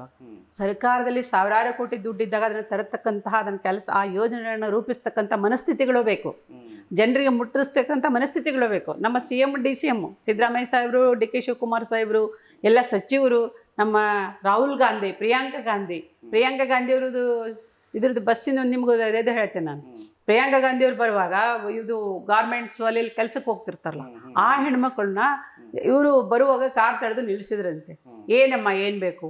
ಇಲ್ಲ ಮೇಡಮ್, ಪಗಾರ ಸ್ವಲ್ಪ ಕೊಡ್ತಾರೆ ಕೆಲ್ಸಕ್ಕೆ ಹೋದಾಗ, ನಮಗೆ ಬಸ್ ಚಾರ್ಜ್ ಸಾಲೋದಿಲ್ಲ ಅಂತ. ಆವಾಗಿನ ಅವ್ರು ತೀರ್ಮಾನ ತಗೊಂಡಿದ್ದು, ನಾ ಬಸ್ ಫ್ರೀ ಮಾಡ್ತೀನಿ ಹೆಣ್ಮಕ್ಳಿಗೆ. ಬಂದು ನಮ್ಗೆ ಕರ್ನಾಟಕದಾಗ ಹೇಳಿದ ತಕ್ಷಣ ಒಪ್ಕೊಂಡ್ರು, ನಮ್ಮ CM DCM ಇಬ್ಬರು ಒಪ್ಕೊಂಡ್ರು. ಅವತ್ತೇ ಪ್ರಿಯಾಂಕಾ ಗಾಂಧಿ ಅವ್ರು ಬಂದ ದಿವಸನೇ ಅದನ್ನ ಇದು ಮಾಡಿದ್ರು, ಬಸ್ ಫ್ರೀ. ಹೌದೌದು. ಇನ್ನೊಂದು ಕೇಳ್ಬೇಕು, ಈಗ ಕ್ಷೇತ್ರ ಸುತ್ತಾಡ್ತಿರ್ತೀರಿ, ಜನರ ಸಮಸ್ಯೆಗಳಾಗಿರ್ಬೋದು ಅಥವಾ ನಿಮ್ಮ ಪಕ್ಷದ ಸಂಘಟನೆ ನಿಮ್ಮ ಕಾರ್ಯಗಳ ಜೊತೆಗೆ ಕ್ಷೇತ್ರದಲ್ಲಿ ಓಡಾಡ್ತಿರ್ಬೇಕಾದ್ರೆ ಇದನ್ನ ಕೇಳ್ತಾರ ಮೇಡಮ್ ನಿಮ್ಗೆ? ಮೇಡಮ್, ನನಗೆ ಈ ತಿಂಗಳು ದುಡ್ಡು ಬಂದಿಲ್ಲ ಗೃಹಲಕ್ಷ್ಮಿದು, ಅಥವಾ 2 ತಿಂಗಳು ಬಂದಿಲ್ಲ, ನನಗೆ ಏನೋ ಹಿಂಗೆ ಸಮಸ್ಯೆ ಆಗಿದೆ ಅಂತ ಕೇಳ್ತಾರ, ಅಥವಾ ನಿಮ್ಮ ಉತ್ತರ ಹಿಂಗಿರುತ್ತೆ? ಇಲ್ಲ, ಕೇಳ್ತಾರ, ಕೇಳಲ್ಲ ಅಂತಲ್ಲ. ಬಟ್ ಒಂದು 2 ತಿಂಗಳದ್ದೇನೋ ಸ್ವಲ್ಪ ಮಿಸ್ಟೇಕ್ ಆಗಿತ್ತು ಅಂತ ಮೊನ್ನೆ ಸೆಷನ್ನಲ್ಲಿ ಚರ್ಚೆ ಆಗಿದ್ದನ್ನು ತಾವು ನೋಡಿದ್ರಿ, ತಮ್ಮ ಮೀಡಿಯಾದಲ್ಲಿ ಕೂಡ ಇದು ಆಯಿತು. ಬಟ್ ಅದೇನೋ ಬೈ ಮಿಸ್ಟೇಕ್ ನಮ್ಮ DK ಶಿವಕುಮಾರ್ ಅವರು ಉತ್ತರ ಕೊಟ್ಟರು ಅದಕ್ಕೆ. ಆರ್ಥಿಕ ಇಲಾಖೆಯಿಂದನೇ ಬಿಡುಗಡೆ, ಅದನ್ನ ಯಾವ ದುಡ್ಡು ಯಾರು ತಿಂದು ಹಾಕಿಲ್ಲ. ಇವರು ಅಪೋಸಿಷನ್ದವ್ರು ಮಾಡಿದ್ರು, ಅಲ್ಲಿ ಹಾಕ್ಯಾರ, ಇಲ್ಲಿ ಹಾಕ್ಯಾರ, ಆ ಚುನಾವಣೆಗೆ ಹೋದಾರ, ಈ ಚುನಾವಣೆಗೆ ಹೋದಾರ ಅಂತ. ಇವರು ಅಪೋಸಿಷನ್ ಅವ್ರಿಗೊಂದು ಇದು ಬೇಕಲ್ಲ, ಮ್ಯಾಟ್ರ್ ಬೇಕು. ಬೇರೆ ಮ್ಯಾಟ್ರ್ಗಳಲ್ಲೇ ಇಲ್ಲ, ಕೆಲಸ ನಡೀತಾ ಇದ್ದಾವೆ. ಅದಕ್ಕೋಸ್ಕರ ಅವರು ಇಲ್ಲ 2 ತಿಂಗಳದ್ದು ದುಡ್ಡು ಏನು ಹಾಕಿಲ್ಲ, ಇವರು ಬಳಸ್ಕೊಂಡಾರ ಅಂತ. ಬಟ್ ಯಾರು ಬಳಸ್ಕೊಂಡಿಲ್ಲ ದುಡ್ಡನ್ನು, ಆರೋಪ ಮಾಡಿದ್ರು. ಬಟ್ ಅದಕ್ಕೆ DK ಶಿವಕುಮಾರ್ ಉತ್ತರ ಕೊಟ್ಟರು, ಇಲ್ಲ ಅದು ಆರ್ಥಿಕ ಇಲಾಖೆಯಿಂದನೇ ಬಿಡುಗಡೆ ಆಗಿಲ್ಲ, ತಪ್ಪು ಕಲ್ಪನೆ ಆಗಿದೆ ಅದು. ಅವರು ಲಕ್ಷ್ಮೀ ಅಕ್ಕವರು ಏನಾಗ್ಬಿಡ್ತು ಅಂದ್ರೆ, ಅವರು ಈಗ ನಾವು ಒಂದು ಕೆಲಸ ಮಾಡೋಕೆ ನಮ್ಗೆ ಸಾಕಷ್ಟು ಇದು ಇರ್ತದೆ. ಈಗ ನಾವು ಒಂದೇನೋ ಒಗ್ಗರಣೆ ಹಾಕ್ತಿರ್ತೀವಿ, ಯಾರೋ ಒಂದೇನೋ ಮಾತಾಡ್ಸಿದ್ರೆ ಅಂದ್ರೆ ಅದಲ್ಲಿ ಮಿಸ್ ಆಗಿಬಿಡ್ತದೆ. ಅದು ಹೊತ್ತೋ ಬಿಡ್ತೋ, ಅದಕ್ಕೆ ಉಪ್ಪು ಹಾಕಿನ ಕರೆಗೆ ಗೊತ್ತಿರಲ್ಲ ಅಂಥದ್ದು. ಅವ್ರು ಇಡೀ ರಾಜ್ಯನೇ ಮೇಂಟೈನ್ ಮಾಡ್ತಿರ್ತಾರೆ. ಅದರಲ್ಲಿ 3 ಇದು ಬರ್ತಾವೆ. ಈಗ ವಿಕಲಚೇತನರದೊಂದು ಬರ್ತದೆ, ಮಕ್ಕಳದೊಂದು ಬರ್ತದೆ, ಇವೆಲ್ಲನೂ ಹಿರಿಯ ನಾಗರಿಕರದೊಂದು, ಇವೆಲ್ಲ ಮೇಂಟೈನ್ ಮಾಡುವಾಗ ಇವು ಸ್ವಲ್ಪ ಸ್ಕೀಮ್ಸು ಸ್ವಲ್ಪ ಎಲ್ಲೋ ಮಿಸ್ಟೇಕ್ ಆಗಿ ಅವ್ರಿಗೂ ಕೂಡ ಅದು ಆಗಿನ ಮೂಮೆಂಟ್ ಗೊತ್ತಾಗಿಲ್ಲ ಲಕ್ಷ್ಮಕ್ಕಗೆ. ಬಟ್ ಇವರು ಏನು ಲಕ್ಷ್ಮಕ್ಕನೇ ತಿಂದ್ಬಿಟ್ಟಾರ ಅನ್ನೋ ಲೆವೆಲ್ ಇವರು ಪ್ರಚಾರ ಮಾಡಿದ್ರು, ಯಾರು ವಿರೋಧ ಪಕ್ಷದವರು. ಇಲ್ಲ, ಅದು ಆರ್ಥಿಕ ಇಲಾಖೆಯಿಂದನೇ ಬಿಡುಗಡೆ ಆಗಿಲ್ಲ ಅಂತ ನಮ್ಮ DCM ಅವರು ಕ್ಲಾರಿಫೈ ಮಾಡಿದ್ರು ಹಿಂದೆಗಡೆ. ನಿಮ್ಗೆಲ್ಲ ಗೊತ್ತಿರ್ಬೇಕು ಅನಿಸ್ತದೆ. ಆಮೇಲೆ ಈಗ ನೀವು ಕ್ಷೇತ್ರದಲ್ಲಿ ಓಡಾಡ್ತಿರ್ಬೇಕಾದ್ರೆ ಅಥವಾ ಕಾರ್ಯಕ್ರಮದಲ್ಲಿ ಪಾಲ್ಗೊಂಡಾಗ ಅಥವಾ ಪಕ್ಷದ ಸಂಬಂಧಪಟ್ಟಂಗೆ ಒಂದಷ್ಟು ಪ್ರಶ್ನೆಗಳು ಇರುತ್ತೆ. ಅಥವಾ ನಿಮ್ಮ ಈಗ ನೋಡಿ, ನೀವು ಹೇಳಿದ್ರೆ ಏನು ಇಷ್ಟಕ್ಕೆ ತೃಪ್ತಿ ಇದೆಯಾ? ಇಲ್ಲ, ಇನ್ನು ನಾನು ಒಂದು MLC ನನ್ನ ಒಪಿನಿಯನ್ ಇದೆ, ಓಕೆ, ಇದು ಪಕ್ಷದ ಅಂತರ್ಗಣ. ಇದನ್ನು ಹೊರತುಪಡಿಸಿ ಈಗ ನಿಮ್ಮದೇ ಶಾಸಕರಿದ್ದಾರೆ, ಜಿಲ್ಲೆ ತುಂಬಾ ನಿಮ್ಮ ಶಾಸಕರೇ ಇರೋದು, ನಿಮ್ದೇ ಇಲ್ಲಿ ನಿಮ್ಮ ಶಾಸಕರೇ ಇದ್ದಾರೆ, ಜೊತೆಗೂಡಿ ಕೆಲಸ ಮಾಡಿದ್ರಿ. ಈಗ ನಾನು ಮಹಿಳೆಯಾಗಿ ಇಂಥದ್ದು ಮಹಿಳೆಯರಿಗೋಸ್ಕರ ಈ ಥರದ್ದು ಏನೋ ಒಂದು ಕೆಲಸ ಆಗಬೇಕು, ಅಥವಾ ಈ ಥರದ್ದೊಂದು ನಮ್ಮ ಕ್ಷೇತ್ರದಲ್ಲಿ ನಮ್ಮ ತಾಲೂಕಲ್ಲಿ ಬರಬೇಕು ಅನ್ನೋ ಥರ ನಿಮ್ಗೆ ಏನು ಕನಸಿದೆ? ಶಿಗ್ಗಾಂವ್ಗೆ ಏನು ಕನಸಿದೆ? ಮಹಿಳೆಯರಿಗೋಸ್ಕರ ಈ ಥರದ್ದೊಂದು ಆಗಬೇಕು, ಅದಕ್ಕೆ ನಾನು ಫೈಟ್ ಮಾಡ್ತಾ ಇದ್ದೀನಿ, ಅಥವಾ ಮುಂದಿನ ದಿನಗಳಲ್ಲಿ ಇದನ್ನ ಮಾಡಬೇಕು, ಅಥವಾ ಶಾಸಕರಿಂದಾನೋ ಜಿಲ್ಲಾ ಉಸ್ತುವಾರಿಗಳಿಂದಾನೋ ಈ ಥರದ್ದೊಂದು ಮಾಡಿಸ್ಬೇಕು. ಇಲ್ಲಿ ಮಹಿಳೆಯರಿಗೆ ಈಗ ಒಂದೇನೋ ಒಂದು ಗಾರ್ಮೆಂಟ್ಸ್ ಅಂತ ಆಗಿದೆ, ಅದು ಸರ್ಟಿಫಿಕೇಶನ್ ಅಲ್ಲ, ಬರೀ ಒಂದು 2,000 ಜನ ಮಹಿಳೆಯರಿಲ್ಲ ನಾವು ಇಲ್ಲಿ ಎಲ್ಲಿ ಶಿಗ್ಗಾಂವ್ ತಾಲೂಕದಲ್ಲಿ. ಸುಮಾರು ಫ್ಯಾಕ್ಟ್ರಿ ಅವೆಲ್ಲ ತೆಗಿಬೇಕು, ಒಂದು ಯಾವುದೋ ಮಹಿಳೆಯರಿಗೆ ಅನುಕೂಲ ಆಗ್ತಕ್ಕಂಥ, ಅವರಿಗೆ ದುಡಿಮೆ, ಅವ್ರ ಕೈಗಳಿಗೆ ದುಡಿಮೆ ಸಿಗ್ತಕ್ಕಂಥ ಒಂದು ಫ್ಯಾಕ್ಟ್ರಿಗಳನ್ನು ನಾವು ಹಾಕಬೇಕು. ಇಲ್ಲಿ ಜನರಿಗೆ ಅನುಕೂಲ ಆಗಬೇಕು, ಅದರಿಂದ ಪರಿಸರನೂ ಕೆಡಬಾರ್ದು, ಅದರಲ್ಲಿ ನಮ್ಮ ಹೆಚ್ಚು ಹೆಣ್ಮಕ್ಳು ತೊಡಗಿಕೊಳ್ಬೇಕು ಅಂತ ಒಂದು ಇದನ್ನು ಮಾಡಬೇಕಂತ ನಂದು ಈ ಒಂದು ತಾಲೂಕಿನಲ್ಲಿ ಮಾಡ್ಬೇಕಂತ ಒಂದು ವಿಚಾರ ಇದೆ. ಇದ್ರ ಬಗ್ಗೆ ಮುಂದಿನ ಸ್ಟೆಪ್ ತಗೊಂಡಿದ್ರ? ಅಂದ್ರೆ ಇಲ್ಲ, ನಾವು ಯಾರಿಗೆ ತಲುಪಿಸಬೇಕು ಅವ್ರಿಗೆ ಸಚಿವರಿಗೆ ಕೇಳಿದ್ವಿ, ಇರಮ್ಮ ಇರ್ಲಿ ನೋಡೋಣ ಅಂತ. ಈ ಚುನಾವಣೆಯಾಗಿ ಭಾಳ ದಿವಸ ಆಗಿಲ್ಲಲ್ಲ, ನೋಡೋಣ, ಹಂಗೇನಿದ್ರೆ ನಿಮ್ಗೆ ಅವಕಾಶಗಳು ಮಾಡಿಕೊಡ್ತೀವಿ ಅಂಥವೆಲ್ಲ ಯೋಜನೆಗಳನ್ನ ಹಾಕೊಂಬರ್ರಿ, ಒಳ್ಳೆ ಯೋಜನೆ ಅಂತ ಹೇಳಿದರು. ನಿಮ್ಮ ಈಗ ಜಿಲ್ಲಾಧ್ಯಕ್ಷರಂದ್ರೆ ಅವ್ರು ಅದಕ್ಕೆ ಆದಂಥ ಒಂದಷ್ಟು ಆ ಸ್ಥಾನಕ್ಕೆ ಒಂದಷ್ಟು ಇದು ಇರುತ್ತೆ, ಏನು ಈ ಥರ ಪಕ್ಷ ಸಂಘಟನೆ ಮಾಡಬೇಕು, ಈ ಥರ ಓಡಾಡಬೇಕಾಗುತ್ತೆ, ಕಾರ್ಯಕ್ರಮ ಪಾಲ್ಗೊಳ್ಬೇಕು. ನಿಮ್ಮ ದಿನಚರಿ ಹೆಂಗೆ ಶುರು ಆಗುತ್ತೆ ಇದಕ್ಕೆ? ನನ್ನ ದಿನಚರಿ ಏನಪ್ಪ ಅಂತಂದ್ರೆ, ನಾನು 5 ಗಂಟೆಗೆ ಹೇಳ್ತೇನೆ, ವಾಕಿಂಗ್ ಎಲ್ಲ ಮಾಡ್ತೇನೆ, ಮನೆ ಕೆಲಸ ಹೊರಗಿನ ಕೆಲಸ ಮಾಡ್ಕೊಂಡು ಒಳಗೆ ಬರ್ತೇನೆ. ಇವತ್ತು ನನಗೂ ಅಂಗಳ ಕಸ ಹೊಡೆಯೋದು, ಬಾಗ್ಲ ತೊಳೆಯೋದು, ರಂಗೋಲಿ ಹಾಕೋದು ನಂದೇ ಕೆಲಸ. ನನ್ನ ಸೊಸೆನೂ ಕೇಳ್ಬೋದು, ನಾನು ಈ ಮೊನ್ನೆ ಮದುವೆ ಆಗಿದೆ, ಅದು ಮಾಡ್ಕೊಂಡು ಬಂದು ಒಳಗೆ ಬಂದಾದ್ಮೇಲೆ ನಾನು ಕಾಫಿ ಕುಡಿದು ನೆಕ್ಸ್ಟ್ ನನ್ನ ದಿನಚರಿ ಅಂದರೆ 10 ಗಂಟೆವರೆಗೂ ನನ್ನ ಮನೆ ಕೆಲಸ. 10 ಗಂಟೆವರೆಗೂ. ಆಮೇಲೆ ಜನ ಎಲ್ಲ ಬಂದವ್ರ ಜೊತೆ ಮಾತಾಡೋದು, ಅವ್ರ ಕೆಲಸಗಳು ಏನಿರ್ತಾವೆ ಅದನ್ನ ಮಾಡೋದು. ಹಂಗಾರೆ ಹೊರಗಡೆ ಮೀಟಿಂಗು, ಫಂಕ್ಷನ್ನು ಅಥವಾ ಏನೇ ಇದ್ರು ಅಲ್ಲಿ ಅಟೆಂಡ್ ಮಾಡೋದು. ಇಂಥದ್ದೇ ಅಂತ ಫಿಕ್ಸ್ ಇರಲ್ಲ ಅಲ್ವಾ? ಈಗ ಅಂದ್ರೆ ಹೌದು. ಜಿಲ್ಲಾಧ್ಯಕ್ಷರು ಅಂತ ತಕ್ಷಣ ಇಂತಿಷ್ಟು ಕೆಲಸಗಳು ಅಂತ ಏನಾದ್ರು ಫಿಕ್ಸ್ ಇರುತ್ತೆ ಅಥವಾ ಈ ಪಕ್ಷ ಏರ್ಪಡಿಸಿರೋ ಕಾರ್ಯಕ್ರಮದಲ್ಲಿ ಪಾಲ್ಗೊಳ್ಳೋದು ಮಾತ್ರ ಇರುತ್ತೆ? ಇಲ್ಲ ಸಂಘಟನೆ ಮಾಡೋದ್ರಲ್ಲಿ ಬಹಳ ಪಾತ್ರ ಇದೆ. ನಮ್ಮಲ್ಲಿಗೆ ಬೂತ್ ವೈಸ್ ನೀವು ಕಮಿಟಿಗಳನ್ನ ಮಾಡ್ರಿ ಅಂತ ಹೇಳ್ತಾರೆ. ಈಗ ಮಾಡಿದ್ದಾರೆ ಗಂಡು ಮಕ್ಕಳು, ಅದು ಹೆಣ್ಮಕ್ಳು ಒಂದು ಬೂತಿಗೆ 5 ಜನ ಅಂತ ಮಾಡ್ರಿ ಅಂತ. ಅದನ್ನು ಮಾಡಿದ್ವಿ, ಇಲೆಕ್ಷನ್ ಮೂಮೆಂಟಲ್ಲಿ ಮಾಡಿದ್ವಿ. ಮತ್ತು ಪುನಃ ಆ ಕೆಲಸಗಳನ್ನು ಕೂಡ ಮಾಡ್ತೀವಿ. ಆಮೇಲೆ ತಿಂಗಳಿಗೆ ಒಂದು ಮೀಟಿಂಗ್ ಮಾಡಿರಿ, ಎಲ್ಲ ಮಹಿಳೆಯರು ಕರೀರಿ, ಅವ್ರ ಕುಂದು ಕೊರತೆಗಳನ್ನ ಕೇಳ್ರಿ, ಈ ನಾವು ಹಾಕಿರ್ತಕ್ಕಂಥ ಯೋಜನೆಗಳು ಉಪಯೋಗ ಅದವೋ ಇಲ್ಲ ಅದನ್ನು ನೋಡ್ರಿ. ಅದು ಅಥವಾ ಪ್ರತಿಭಟನೆಗಳು, ಕೆಲವೊಂದು ಕೇಂದ್ರ ಸರ್ಕಾರದ ವಿರುದ್ಧ ಪ್ರತಿಭಟನೆ ಇರ್ಬೋದು. ಹಿಂದೆ ನಾನು ನಿಮ್ಗೊಂದು ಆಶ್ಚರ್ಯ ಆಗ್ಬೋದು, BJP ಸರ್ಕಾರ ಇದ್ದಾಗ ಸಿಲಿಂಡರ್ ರೇಟ್ ಏರಿದಾಗ, ಪೆಟ್ರೋಲು ಡೀಸೆಲ್ ಬೆಲೆ, ಆಮೇಲೆ ತರಕಾರಿ ಇವೆಲ್ಲವನ್ನ ದಿನಸಿ ಎಲ್ಲ ಬೆಲೆ ಏರಿದಾಗ ಸುಮಾರು ಸ್ಟ್ರೈಕ್ಗಳನ್ನ ಮಾಡಿದ್ವಿ ನಾವು ಮಹಿಳೆಯರು. ಎಸ್ಪೆಷಲಿ ಪುಷ್ಪ ಅಮರ ಅಂತ ನಮ್ಮ ರಾಜ್ಯಾಧ್ಯಕ್ಷರಿರುವಾಗ, ನಾವು ಇನ್ನೂ ಕಾಂಗ್ರೆಸ್ನಲ್ಲೇ ಇದ್ವಲ್ಲ ಅವಾಗ. ಆ ಮೊಮೆಂಟಲ್ಲಿ BJP ಸರ್ಕಾರ ಇತ್ತು. BJP ಸರ್ಕಾರದ ಸುಮಾರು ಸ್ಟ್ರೈಕ್ಗಳನ್ನು ಮಾಡಿದ್ವಿ, ಬೇಡಿಕೆಗಳನ್ನು ಇಟ್ವಿ, ಹೋರಾಟ ಮಾಡಿದ್ವಿ. ಹೌದೌದು, ಸುಮಾರು ಹೋರಾಟ ಮಾಡಿದ್ವಿ. ಈ ಮತದಾರರು ಅಂತ ನೋಡಿದಾಗ ಈಗ ಮಹಿಳಾ ಮತದಾರರ ಮನವೊಲಿಸುವಂಥದ್ದು ಅಥವಾ ಮಹಿಳಾ ಈ ಸಂಘಟನೆ ಅಂತ ಬಂದಾಗ ಮಹಿಳೆಯರನ್ನ ಒಗ್ಗೂಡಿಸುವಂಥದ್ದು ಕಷ್ಟ ಅನ್ಸುತ್ತಾ ಅಥವಾ ಈಸಿನಾ ಮೇಡಮ್? ಕಷ್ಟ, ಅಷ್ಟು ಈಜಿ ಇಲ್ಲ. ಯಾಕಂದ್ರೆ ನೀವು ಗಂಡ್ಮಕ್ಳು ಹೊರಗೆ ಬಿಟ್ಕೊಡಲ್ಲ. ಅಂದ್ರೆ ನೀವಂದ್ರೆ ನೀವಲ್ಲ, ಒಟ್ಟೆ ಗಂಡ್ಮಕ್ಳು ಹೆಣ್ಮಕ್ಳನ್ನ ಹೊರಗೆ ಬಿಡಲ್ಲ. ಏನೇ ರಾಜಕೀಯ ಇದ್ರು ಫಸ್ಟ್ ಅವ್ರು ಬರ್ತಾರೆ. ಅವಕಾಶಗಳಿದ್ದು ಏನೋ ಅವ್ರ ಮೆಂಬರೋ ಇನ್ನೊಂದೋ ಏನೋ ಆದಾಗ ಮಾತ್ರ ಅವ್ರ ಮೀಟಿಂಗ್ ಐತೆ ಅಂದ್ರೆ ಮಾತ್ರ ಕರ್ಕೊಂಡ್ಬರ್ತಾರೆ. ನಾನು ಹಿಂಗೆ ಹೇಳ್ತಾರಂತ ಗಂಡ್ಮಕ್ಳು ತಪ್ಪು ತಿಳ್ಕೊಳ್ಳೋ ಅವಶ್ಯಕತೆ ಇಲ್ಲ. ಇದು ಪುರುಷ ಪ್ರಧಾನವಾದ ದೇಶ, ನಿಮಗೂ ಗೊತ್ತು ನನಗೂ ಗೊತ್ತು. ಏನಾಗ್ತದೆ ಅಂದರೆ ಮಹಿಳೆಯರನ್ನ ಆದರೂ ಹಿಂದಿನ ಕಾಲಕ್ಕೆ ಹೋಲಿಕೆ ಮಾಡಿದ್ರೆ ಇವಾಗ ಭಾಳ ಸರಳ. ಯಾಕಂದರೆ ಎಲ್ಲ ಸಂಘ ಸಂಸ್ಥೆಯ ಸ್ವಸಹಾಯ ಸಂಘಗಳು ಅಲ್ಲಿ ಓಡಾಡೋದ್ರಿಂದ ಸ್ವಲ್ಪ ಅವ್ರು ಹೊರಗೆ ಬಂದಿದ್ದಾರೆ. ಇವಾಗ ಮೊದಲಿನಷ್ಟು ರಿಸ್ಟ್ರಿಕ್ಷನ್ ಇಲ್ಲ ಅಂದರೂ ಸಹಿತ ಇಂತಹ ಈ ಒಂದು ಪಕ್ಷದ ಸಂಘಟನೆ ಇರ್ಬೋದು, ಮತ್ತೊಂದು ಇರ್ಬೋದು ಹೋಗ್ಬೇಕಂದ್ರೆ ಅಲ್ಲಿ ಗಂಡ್ಮಕ್ಳು ಕಳಿಸ್ತಾ ಮಾತ್ರ ಅದು ಬರಬೇಕಾಗತ್ತೆ. ಅಲ್ಲಿ ಭಾಳ ನಮ್ಗೆ ಕಷ್ಟ ಆಗ್ತದೆ. ಕೆಲವೊಂದು ಟೈಮ್ ಅಂತೂ ಏನಪ್ಪ ಅಂತಂದ್ರೆ ಇಲ್ಲ, ಯಾಕಂದ್ರೆ ಜವಾಬ್ದಾರಿಗಳು ಜಾಸ್ತಿ ಇರ್ತಾವೆ. ಈಗ ಗಂಡ್ಮಕ್ಳೇನೋ ತಂದು ಹಾಕ್ತಾರೆ ಬಂದಾಗ ಒಪ್ಕೋತೀನಿ. ಬಟ್ ಏನು ಅಂತಂದರೆ ಮನೆಯಲ್ಲಿ ಮಕ್ಕಳು ಎಲ್ಲರಿಗೂ ಊಟ ಇರ್ಬೋದು, ಇರುತ್ತಲ್ಲ, ಅದನ್ನೆಲ್ಲ ನಿಭಾಯಿಸ್ಕೊಂಡು ಹೊರಗಡೆ ಬರಬೇಕು. ಅವರು ಕಾರಣಗಳು ತುಂಬಾ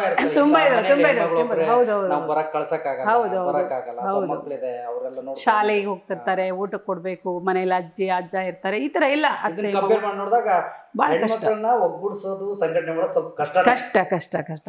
ಆಮೇಲೆ ಈಗ ಇತ್ತಿತ್ತಲಾಗಿ ಏನಾಗ್ಬಿಟ್ಟದ ಅಂದ್ರೆ ಎದಕರೆ ಕರೀಲಿ ಹೆಣ್ಮಕ್ಳಿಗೆ ದುಡ್ಡು ಕೊಡ್ತಾರ ಅನ್ನೋ ಒಂದು ಭಾವನೆ ಮೂಡಿಸ್ಬಿಟ್ಟಾರ BJP ಅವರು. ಹೆಂಗಂದ್ರೆ ಇಲೆಕ್ಷನ್ ಬಂದಾಗ ಜಾಸ್ತಿ ದುಡ್ಡು ಕೊಟ್ಟು ಜನರು ಕರ್ಕೊಂಡ್ಬಂದ್ಬಿಡೋದು. ಅವಾಗ ಏನು ಎದಕ್ಕೆ ಕರೆದ್ರು ಆ ಜನರ ಪಾಪ ಅವ್ರಿಗೆ ಗೊತ್ತಿರಲ್ಲ. ಹಳ್ಳಿ ಜನರಿಗೆ, ಕೆಲವು ಜನರಿಗೆ, ಓದೋರಿಗೆಲ್ಲ ಗೊತ್ತಿರುತ್ತೆ. ಸ್ವಲ್ಪ ಇವರು ಓದ್ಲಿಲ್ಲರವ್ರು ಏನಂತಾರೆ, ಎಷ್ಟು ಕೊಡ್ತೀರಿ ದುಡ್ಡು, ನಾವು ಹೊಲಕ್ಕೆ ಹೋದ್ರೆ ನಂಗೆ ಇಟ್ಟು ಸಿಗುತ್ತೆ. ಪಾಪ ಅವ್ರು ಬಡತನ ಇರೋದ್ರಿಂದ ಅದು ತಪ್ಪು ಅನ್ನಂಗಿಲ್ಲ ನಾವು. ಅದು ಅವಾಗ ಅಲ್ಲಿ ಏನಾಗ್ಬಿಡುತ್ತಂದ್ರೆ ದುಡ್ಡು ಕೊಟ್ರೆ ಬರ್ತೀವಿ ಅನ್ನೋ ಲೆಕ್ಕಕ್ಕೂ ಕೆಲವು ಜನ ಇದ್ದಾರೆ. ಎಲ್ಲರೂ ಇಲ್ಲ, ಕೆಲವು ಜನ. ಮತ್ತು ಪಾಪ ಅವರು ಕೂಲಿ ಹೋಗೋರು ಅವ್ರಿಗೆಲ್ಲ ಅಂತಾರೆ, ನಮ್ದು ನಮ್ಮ ಮನೆ ನಡಿಬೇಕಂದ್ರೆ ನನಗೆ ದುಡ್ಡು ಬೇಕು, ನಾನು ಕೂಲಿ ಮಾಡಿದ್ರೆ ನಂಗೆ ದುಡ್ಡು ಬರುತ್ತೆ, ಈ ಥರ. ಹಿಂಗಾಗಿ ಸಂಘಟನೆ ಬಹಳ ಕಷ್ಟ ಸರ್. ನಮ್ಮ ಹೆಣ್ಮಕ್ಳು ಸಂಘಟನೆ ಮಾಡ್ತಾ ಇರ್ತೀರಿ, ಆದ್ರೂ ಮಾಡ್ಲೇಬೇಕು, ಮಾಡ್ತೇವೆ. ಅದ್ರ ಜೊತೆಗೆ ಈಗ ಒಂದಷ್ಟು ಏನಾರು ಈಗ ಅವ್ರ ಡಿಮ್ಯಾಂಡ್ಸ್ ಇದ್ದೇ ಇರುತ್ತೆ. ಆಯ್ತು ಬರ್ತೀವಿ, ಬಂದಾಗ ನೀವು ಸಿಕ್ಕದಾಗ ಅಥವಾ ಈಗ ನಿಮ್ಗೊಂದು ಒಳ್ಳೆ ಸ್ಥಾನದಲ್ಲಿ ಇರ್ತೀರಂತಂದಾಗ, ಇಲ್ಲ ನನಗೊಂದು ಈ ತರ ಸಮಸ್ಯೆ, ನಮ್ಗೆ ಇದು ಹಿಂಗಾಗಿದೆ, ಈ ತರ ಸಮಸ್ಯೆಗಳನ್ನ ಹೇಳ್ಕೊಂಡು ನಮ್ಮ ಶಾಸಕರ ಹತ್ರ ಹೋಗಕ್ಕಾಗಲ್ಲ, ತಲುಪಿಸಿ ಅಥವಾ ಹಿಂಗ್ ಮಾಡಿ ಅಂತ ಈ ತರದ್ದು ಮಾಡಿದ್ದೀವಿ. ಸುಮಾರು ಮಾಡಿದ್ದೇನೆ ಸರ್, ಅದಕ್ಕೆ ಲೆಕ್ಕ ಇಡಕ್ಕಾಗಲ್ಲ. APMC ಮೆಂಬರ್ಗಳಿದ್ದಾಗ ಅಲ್ಲಿ ಅವ್ರ ಗಂಡುಗಳು ಹಾವು ಕಡಿಸತ್ರ ಇದು ಮಾಡಿದ್ರೆ ಅಲ್ಲಿ ದುಡ್ಡು ಕೊಡಬೇಕಾಗಿತ್ತು. ದುಡ್ಡು ಇಲ್ಲ, ಕೊಡಲ್ಲ ಅಂದರು. ಹೋಗಿ ಸರ್ಕಾರಕ್ಕೆ ಒತ್ತಾಯ ಮಾಡಿ ದುಡ್ಡು ತಂದು ದುಡ್ಡು ಕೊಟ್ವಿ ಆ ಹೆಣ್ಮಕ್ಳಿಗೆ. ಕೊನೆಗೆ ಈಗ ರೇಷನ್ ಕಾರ್ಡ್ ಸರಿ ಇರಲ್ಲ, ಅವ್ರಿಗೆ ಸರಿಯಾಗಿ ಇದು ಬರೋದಿಲ್ಲ, ರೇಷನ್ ಬರಲ್ಲ. ಅವನ್ನೆಲ್ಲ ಹೋಗಿ ತಹಸೀಲ್ದಾರ್ ಆಫೀಸಲ್ಲಿ ನಿಂತ್ಕೊಂಡು ಅವ್ರಿಗೆಲ್ಲರಿಗೂ ಆ ರೇಷನ್ ಕಾರ್ಡ್ ಸರಿ ಮಾಡಿಸೋದು, ಅವ್ರಿಗೆ ಅವೆಲ್ಲ ಬೇಕಾದಂಥ ಇದನ್ನು ಕೊಡಿಸೋದು. ಆಮೇಲೆ ದವಾಖಾನೆಗೆ ಹೋಗ್ಬೇಕಂದ್ರೆ ಅವ್ರಿಗೆ ಸವಲತ್ತುಗಳು ಇರೋದಿಲ್ಲ, ಆಮೇಲೆ ಎಲ್ಲಿ ಹೋಗ್ಬೇಕಂತ ಗೊತ್ತಿರೋದಿಲ್ಲ, ಅಂಥವೆಲ್ಲನೂ ಕೆಲಸ ಮಾಡೋದು. ಇವತ್ತು ಅರ್ಜಿ ಹಾಕೋಕ್ಕೂ ಕೂಡ ಕೆಲವೊಬ್ರಿಗೆ ಗೊತ್ತಿರಲ್ಲ, ಅಂಥವರು ಕೂಡ ಬರ್ತಿರ್ತಾರೆ. ಮತ್ತು ಅವರಿಗೆಲ್ಲ ಹೆಲ್ಪ್ ಮಾಡೋದು, ಅಪ್ಲಿಕೇಶನ್ ಹೆಂಗೆ ಹಾಕಬೇಕು ಅಂತ. ಆಮೇಲೆ ಮನೆ ಬಂದಿದ್ವಲ್ಲ, ಮನೆ ವಿಷಯಗಳಲ್ಲಿ ಮನೆ ಕೊಡಿಸೋವಂಥದ್ದು, ಮಳೆ ಬಿದ್ದಾಗ ಇದಾಯ್ತಲ್ಲ, ಅವಾಗ ಇಡೀ ತಾಲೂಕು ಅಡ್ಡಾಡಿದ್ವಿ. ಸೋಮಣ್ಣವರು, ನಾವು ಅವರೆಲ್ಲರೂ ಪಟಾಣವರು ಸೇರಿ ಇಡೀ ಕ್ಷೇತ್ರವನ್ನೇ ಅಡ್ಡಾಡಿದ್ವಿ ನಾವು. ಯಾರ್ಯಾರು ಮಳೆಯಿಂದ ಮನೆ ಬಿದ್ದವಲ್ಲ ಅವರಿಗೆ ಮನೆ ಕೊಡಿಸೋ ವಿಚಾರದಲ್ಲ 5 ಲಕ್ಷ ರೂಪಾಯಿ ಕೊಡ್ತಿದ್ರಲ್ಲ ಬೊಮ್ಮಾಯಿ CM ಇದ್ದಾಗ, ಅವಾಗೆಲ್ಲ ಇಡೀ ಕ್ಷೇತ್ರದಲ್ಲೇ ಕಲೆಕ್ಟ್ ಮಾಡಿದ್ವಿ ನಾವು. ಮನೆ ಯಾರ್ಯಾರು ಬಿದ್ದವು ಏನಿಲ್ಲ ಅಂತ ತಿಳ್ಕೊಂಡು ಅವ್ರಿಗೆ ಮನೆ ಕೊಡಿಸೋ ಕೆಲಸ ಮಾಡಿದ್ದೀವಿ. ಅಂಥದ್ರಲ್ಲಿಂತೂ ನನಗೆ ಅದು ಲೆಕ್ಕ ಇಲ್ಲ. ಒಂಥರ ತೃಪ್ತಿನೂ ಇದೆ ಈ Yes. ಕೆಲಸದಲ್ಲಿ. ಅವ್ರು ನೆನೆಸ್ಕೋತಾರೆ, ನನಗೆ ಗೊತ್ತಿರಲ್ಲ.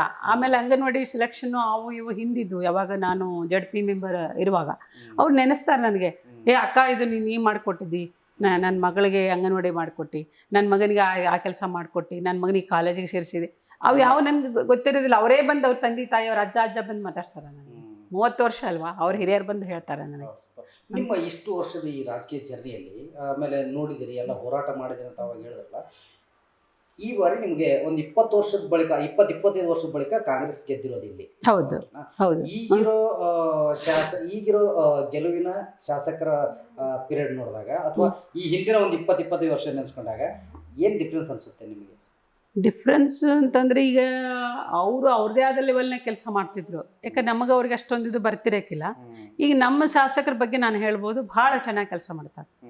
ನಿಜವಾಗ್ಲೂ ಅವ್ರಿಗೆ ಕೆಲಸ ಮಾಡ್ಬೇಕನ್ನ ಒಂಥರ ಏನಂದ್ರೆ ಉತ್ಸುಕತೆ, ಒಂದು ಆ ಏಜಿಗೆ ತಕ್ಕನೂ ಅವ್ರೇನು ಹೋರಾಟ ಮಾಡ್ತಾರ ಅಂತಂದ್ರೆ ಅದನ್ನ ಹೇಳೋಕ್ಕಾಗಲ್ಲ. ಅಷ್ಟು ಇದರಿಂದ ನಾನು ಬರೀ ಕೆಲಸ ಮಲ್ಕೊಂಡ್ರೆ ಕೆಲಸ, ನಿಂತ್ರೆ ಕೆಲಸ, ಇದ್ರು ಕೆಲಸ, ಯಾವರೇ ಬರಲಿ ಪ್ರೀತಿಯಿಂದ ಮಾತಾಡಿಸಿ ಅವ್ರ ಕೆಲಸ ಮಾಡಿ ಕಳಿಸ್ತಾರೆ. ಅಧಿವೇಶನಕ್ಕೆ ಹೋಗಿ ಬಂದು ರಾತ್ರಿನೂ ಮತ್ತು ಕಾರ್ಯಕ್ರಮಗಳನ್ನು ಹೌದು ಅಟೆಂಡ್ ಮಾಡ್ತಾರೆ. ಹಿಂದಿನವರು ಅವ್ರವ್ರು ಇದಕ್ಕೆ ಕೆಲಸ ಮಾಡಿದ್ರು. ಅವ್ರನ್ನ ನಾವೇ ನಿರೀಕ್ಷೆ ಇಟ್ಕೊಂಡ್ರೆ ಆ ಮಟ್ಟಿಗೆ ಕೆಲಸ ಆಗಲಿಲ್ಲ. ನಮ್ಮ ಜಿಲ್ಲೆಯವರೇ CM ಆಗಿದ್ದಾರೆ, ನಮ್ಮ ತಾಲೂಕಿನವ್ರು CM ಆಗ್ಯಾರ. ಭಾಳಷ್ಟು ಕೆಲಸಗಳಾಗ್ತಾವ ಅಂತ ನಿರೀಕ್ಷೆ ಇಟ್ಕೊಂಡು ಅವರು ತಮ್ಮ ಲೆವೆಲ್ ಕೆಲಸ ಮಾಡಿದ್ರೆ ನಮ್ಮ ನಿರೀಕ್ಷೆ ಮಟ್ಟಕ್ಕೆ ಕೆಲಸ ಮಾಡಲಿಲ್ಲ.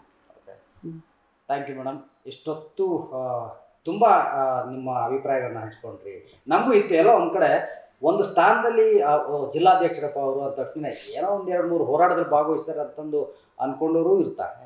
ಇಲ್ಲ, ಅವ್ರು ತುಂಬ ವರ್ಷದಿಂದ ಓಡಾಡ್ಕೊಂಡಿದ್ದಾರೆ, ಹಾಗಾಗಿ ಅವ್ರಿಗೆ ಆ ಸ್ಥಾನ ಸಿಕ್ಕಿದೆ ಅಂದ್ಕೊಳ್ಳೋರು ಇರ್ತಾರೆ. ಬಟ್ ಈ ಸ್ಥಾನದನ್ನು ನೋಡ್ದ ನಿಮ್ಮ ಜರ್ನಿ ಹೇಗಿತ್ತು ಅಂತ ತಿಳ್ಕೊಬೇಕಾದಂಥ ಕಾರ್ಯಕ್ರಮ ಇದು. ಹಾಗಾಗಿನೇ ನಾನು ನನ್ನ ಜರ್ನಿ ಅಂತಕ್ಕಂಥ ಕಾರ್ಯಕ್ರಮ. ಈ ಜರ್ನಿಯಲ್ಲಿ ಸಾಕಷ್ಟು ನೋಡಿದ್ವಿ ನಾವು. ನಿಮ್ಮ ಸ್ಟ್ರಗಲ್ ಹೇಗಿರುತ್ತೆ, ಒಂದು ಸ್ಥಾನಕ್ಕೆ ಇರಬೇಕಂದ್ರೆ ಅಷ್ಟು ಈಜಿನೂ ಅಲ್ಲ. ಎಷ್ಟೆಲ್ಲ ಸ್ಟ್ರಗಲ್ ಕೊಟ್ಟಿದ್ದೀರಿ. ಇನ್ಫ್ಯಾಕ್ಟ್ ನನಗೆ ನೀವು ಫಸ್ಟು ನಾಮಿನೇಷನ್ ಮಾಡಿದ್ದು ಆ ವಿಚಾರಕ್ಕೆ ನನಗೆ ತುಂಬಾ ಏನು ಹೇಳಬೇಕು ಅಂತ ಅಲ್ಲ. Thank you so much. ಕಾರ್ಯಕ್ರಮದಲ್ಲಿ ಪಾಲ್ಗೊಂಡು ಸಾಕಷ್ಟು ಮಾತನಾಡಿದ್ರಿ. ಎಸ್ ವೀಕ್ಷಕರೇ, ಒಂದು ಜರ್ನಿ ಹೇಗಿರುತ್ತೆ ಅಂತ ನೋಡ್ಕೊಳ್ಳೋದಕ್ಕೆ ತುಂಬ, ಈಗ ನಾನು ಹೇಳ್ದಾಗೆ ಈಗ ಈ ಥರ 1-2 ಜನ ಯಾರನ್ನೋ ಲೀಡರ್ಸ್ನ ಭೇಟಿ ಆಗ್ಬಿಟ್ರೆ ಈ ಸ್ಥಾನ ಸಿಕ್ಬಿಡುತ್ತೆ, ಅಥವಾ 1-4 ಹೋರಾಟ ಮಾಡಿಬಿಟ್ರೆ, ಹೋರಾಟದಲ್ಲಿ ಪಾಲ್ಗೊಂಡ್ರೆ 1-4 ಫೋಟೋ ತಗೊಂಡು 1-4 ವಿಡಿಯೋ ಮಾಡ್ಕೊಂಡ್ಬಿಟ್ರೆ ಈ ಸ್ಥಾನ ಕೊಟ್ಬಿಡ್ತಾರೆ ಅನ್ನೋ ಥರದ್ದಲ್ಲ ಇದು. ರಾಜಕೀಯನೇ ಬೇರೆ. ಹಾಗಾಗಿ ರಾಜಕೀಯಕ್ಕೆ ದುಡಿದ್ರೂ ಎಷ್ಟೋ ಜನಕ್ಕೆ ಇದುವರೆಗೂ ಒಂದಷ್ಟು ಸ್ಥಾನಗಳು ಸಿಕ್ಕಿಲ್ಲ. ಆದರೆ ಆ ಸ್ಥಾನ ಪಡ್ಕೊಳ್ಬೇಕಾದ್ರೆ ಎಷ್ಟೆಲ್ಲ ಸ್ಟ್ರಗಲ್ ಮಾಡಿರ್ತಾರೆ ಅನ್ನೋದನ್ನು ಇವತ್ತಿನ ಒಂದು ಕಾರ್ಯಕ್ರಮದಲ್ಲಿ ನಾವು ನೋಡ್ಕೊಟ್ವಿ. ಅದನ್ನು ನಿಮಗೂ ತೋರಿಸಿದ್ದೀವಿ.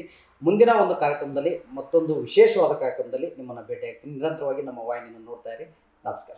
ಧನ್ಯವಾದಗಳು. ಇಲ್ಲಿವರೆಗೆ ನಮ್ಮ ಜೊತೆಗೆ ತಾವು ತಮ್ಮ ವೇಳೆಯನ್ನು ಸ್ಪೆಂಡ್ ಮಾಡಿ ನಮ್ಮ ಒಂದು ಅಭಿಪ್ರಾಯನ ಜನರಿಗೆ ತಿಳಿಸ್ತಕ್ಕಂಥ ಕೆಲಸಗಳನ್ನ, ನಮ್ಮ ಕ್ಷೇತ್ರದ ಒಂದು ಶಾಸಕರ ಕೆಲಸಗಳನ್ನ ತಾವು ಜನರಿಗೆ ತಿಳಿಸ್ತಕ್ಕಂಥದ್ದನ್ನು ಮಾಡಿದ್ದೀರಿ. ಇದೇ ರೀತಿ ತಮ್ಮ ಸಹಕಾರ ನಮ್ಮ ಜೊತೆಗಿರಲಿ ಅಂತ ತಮ್ಮ ಧನ್ಯವಾದಗಳು ತಮಗೆ ಅರ್ಪಿಸ್ತಾ ಇದ್ದೇನೆ.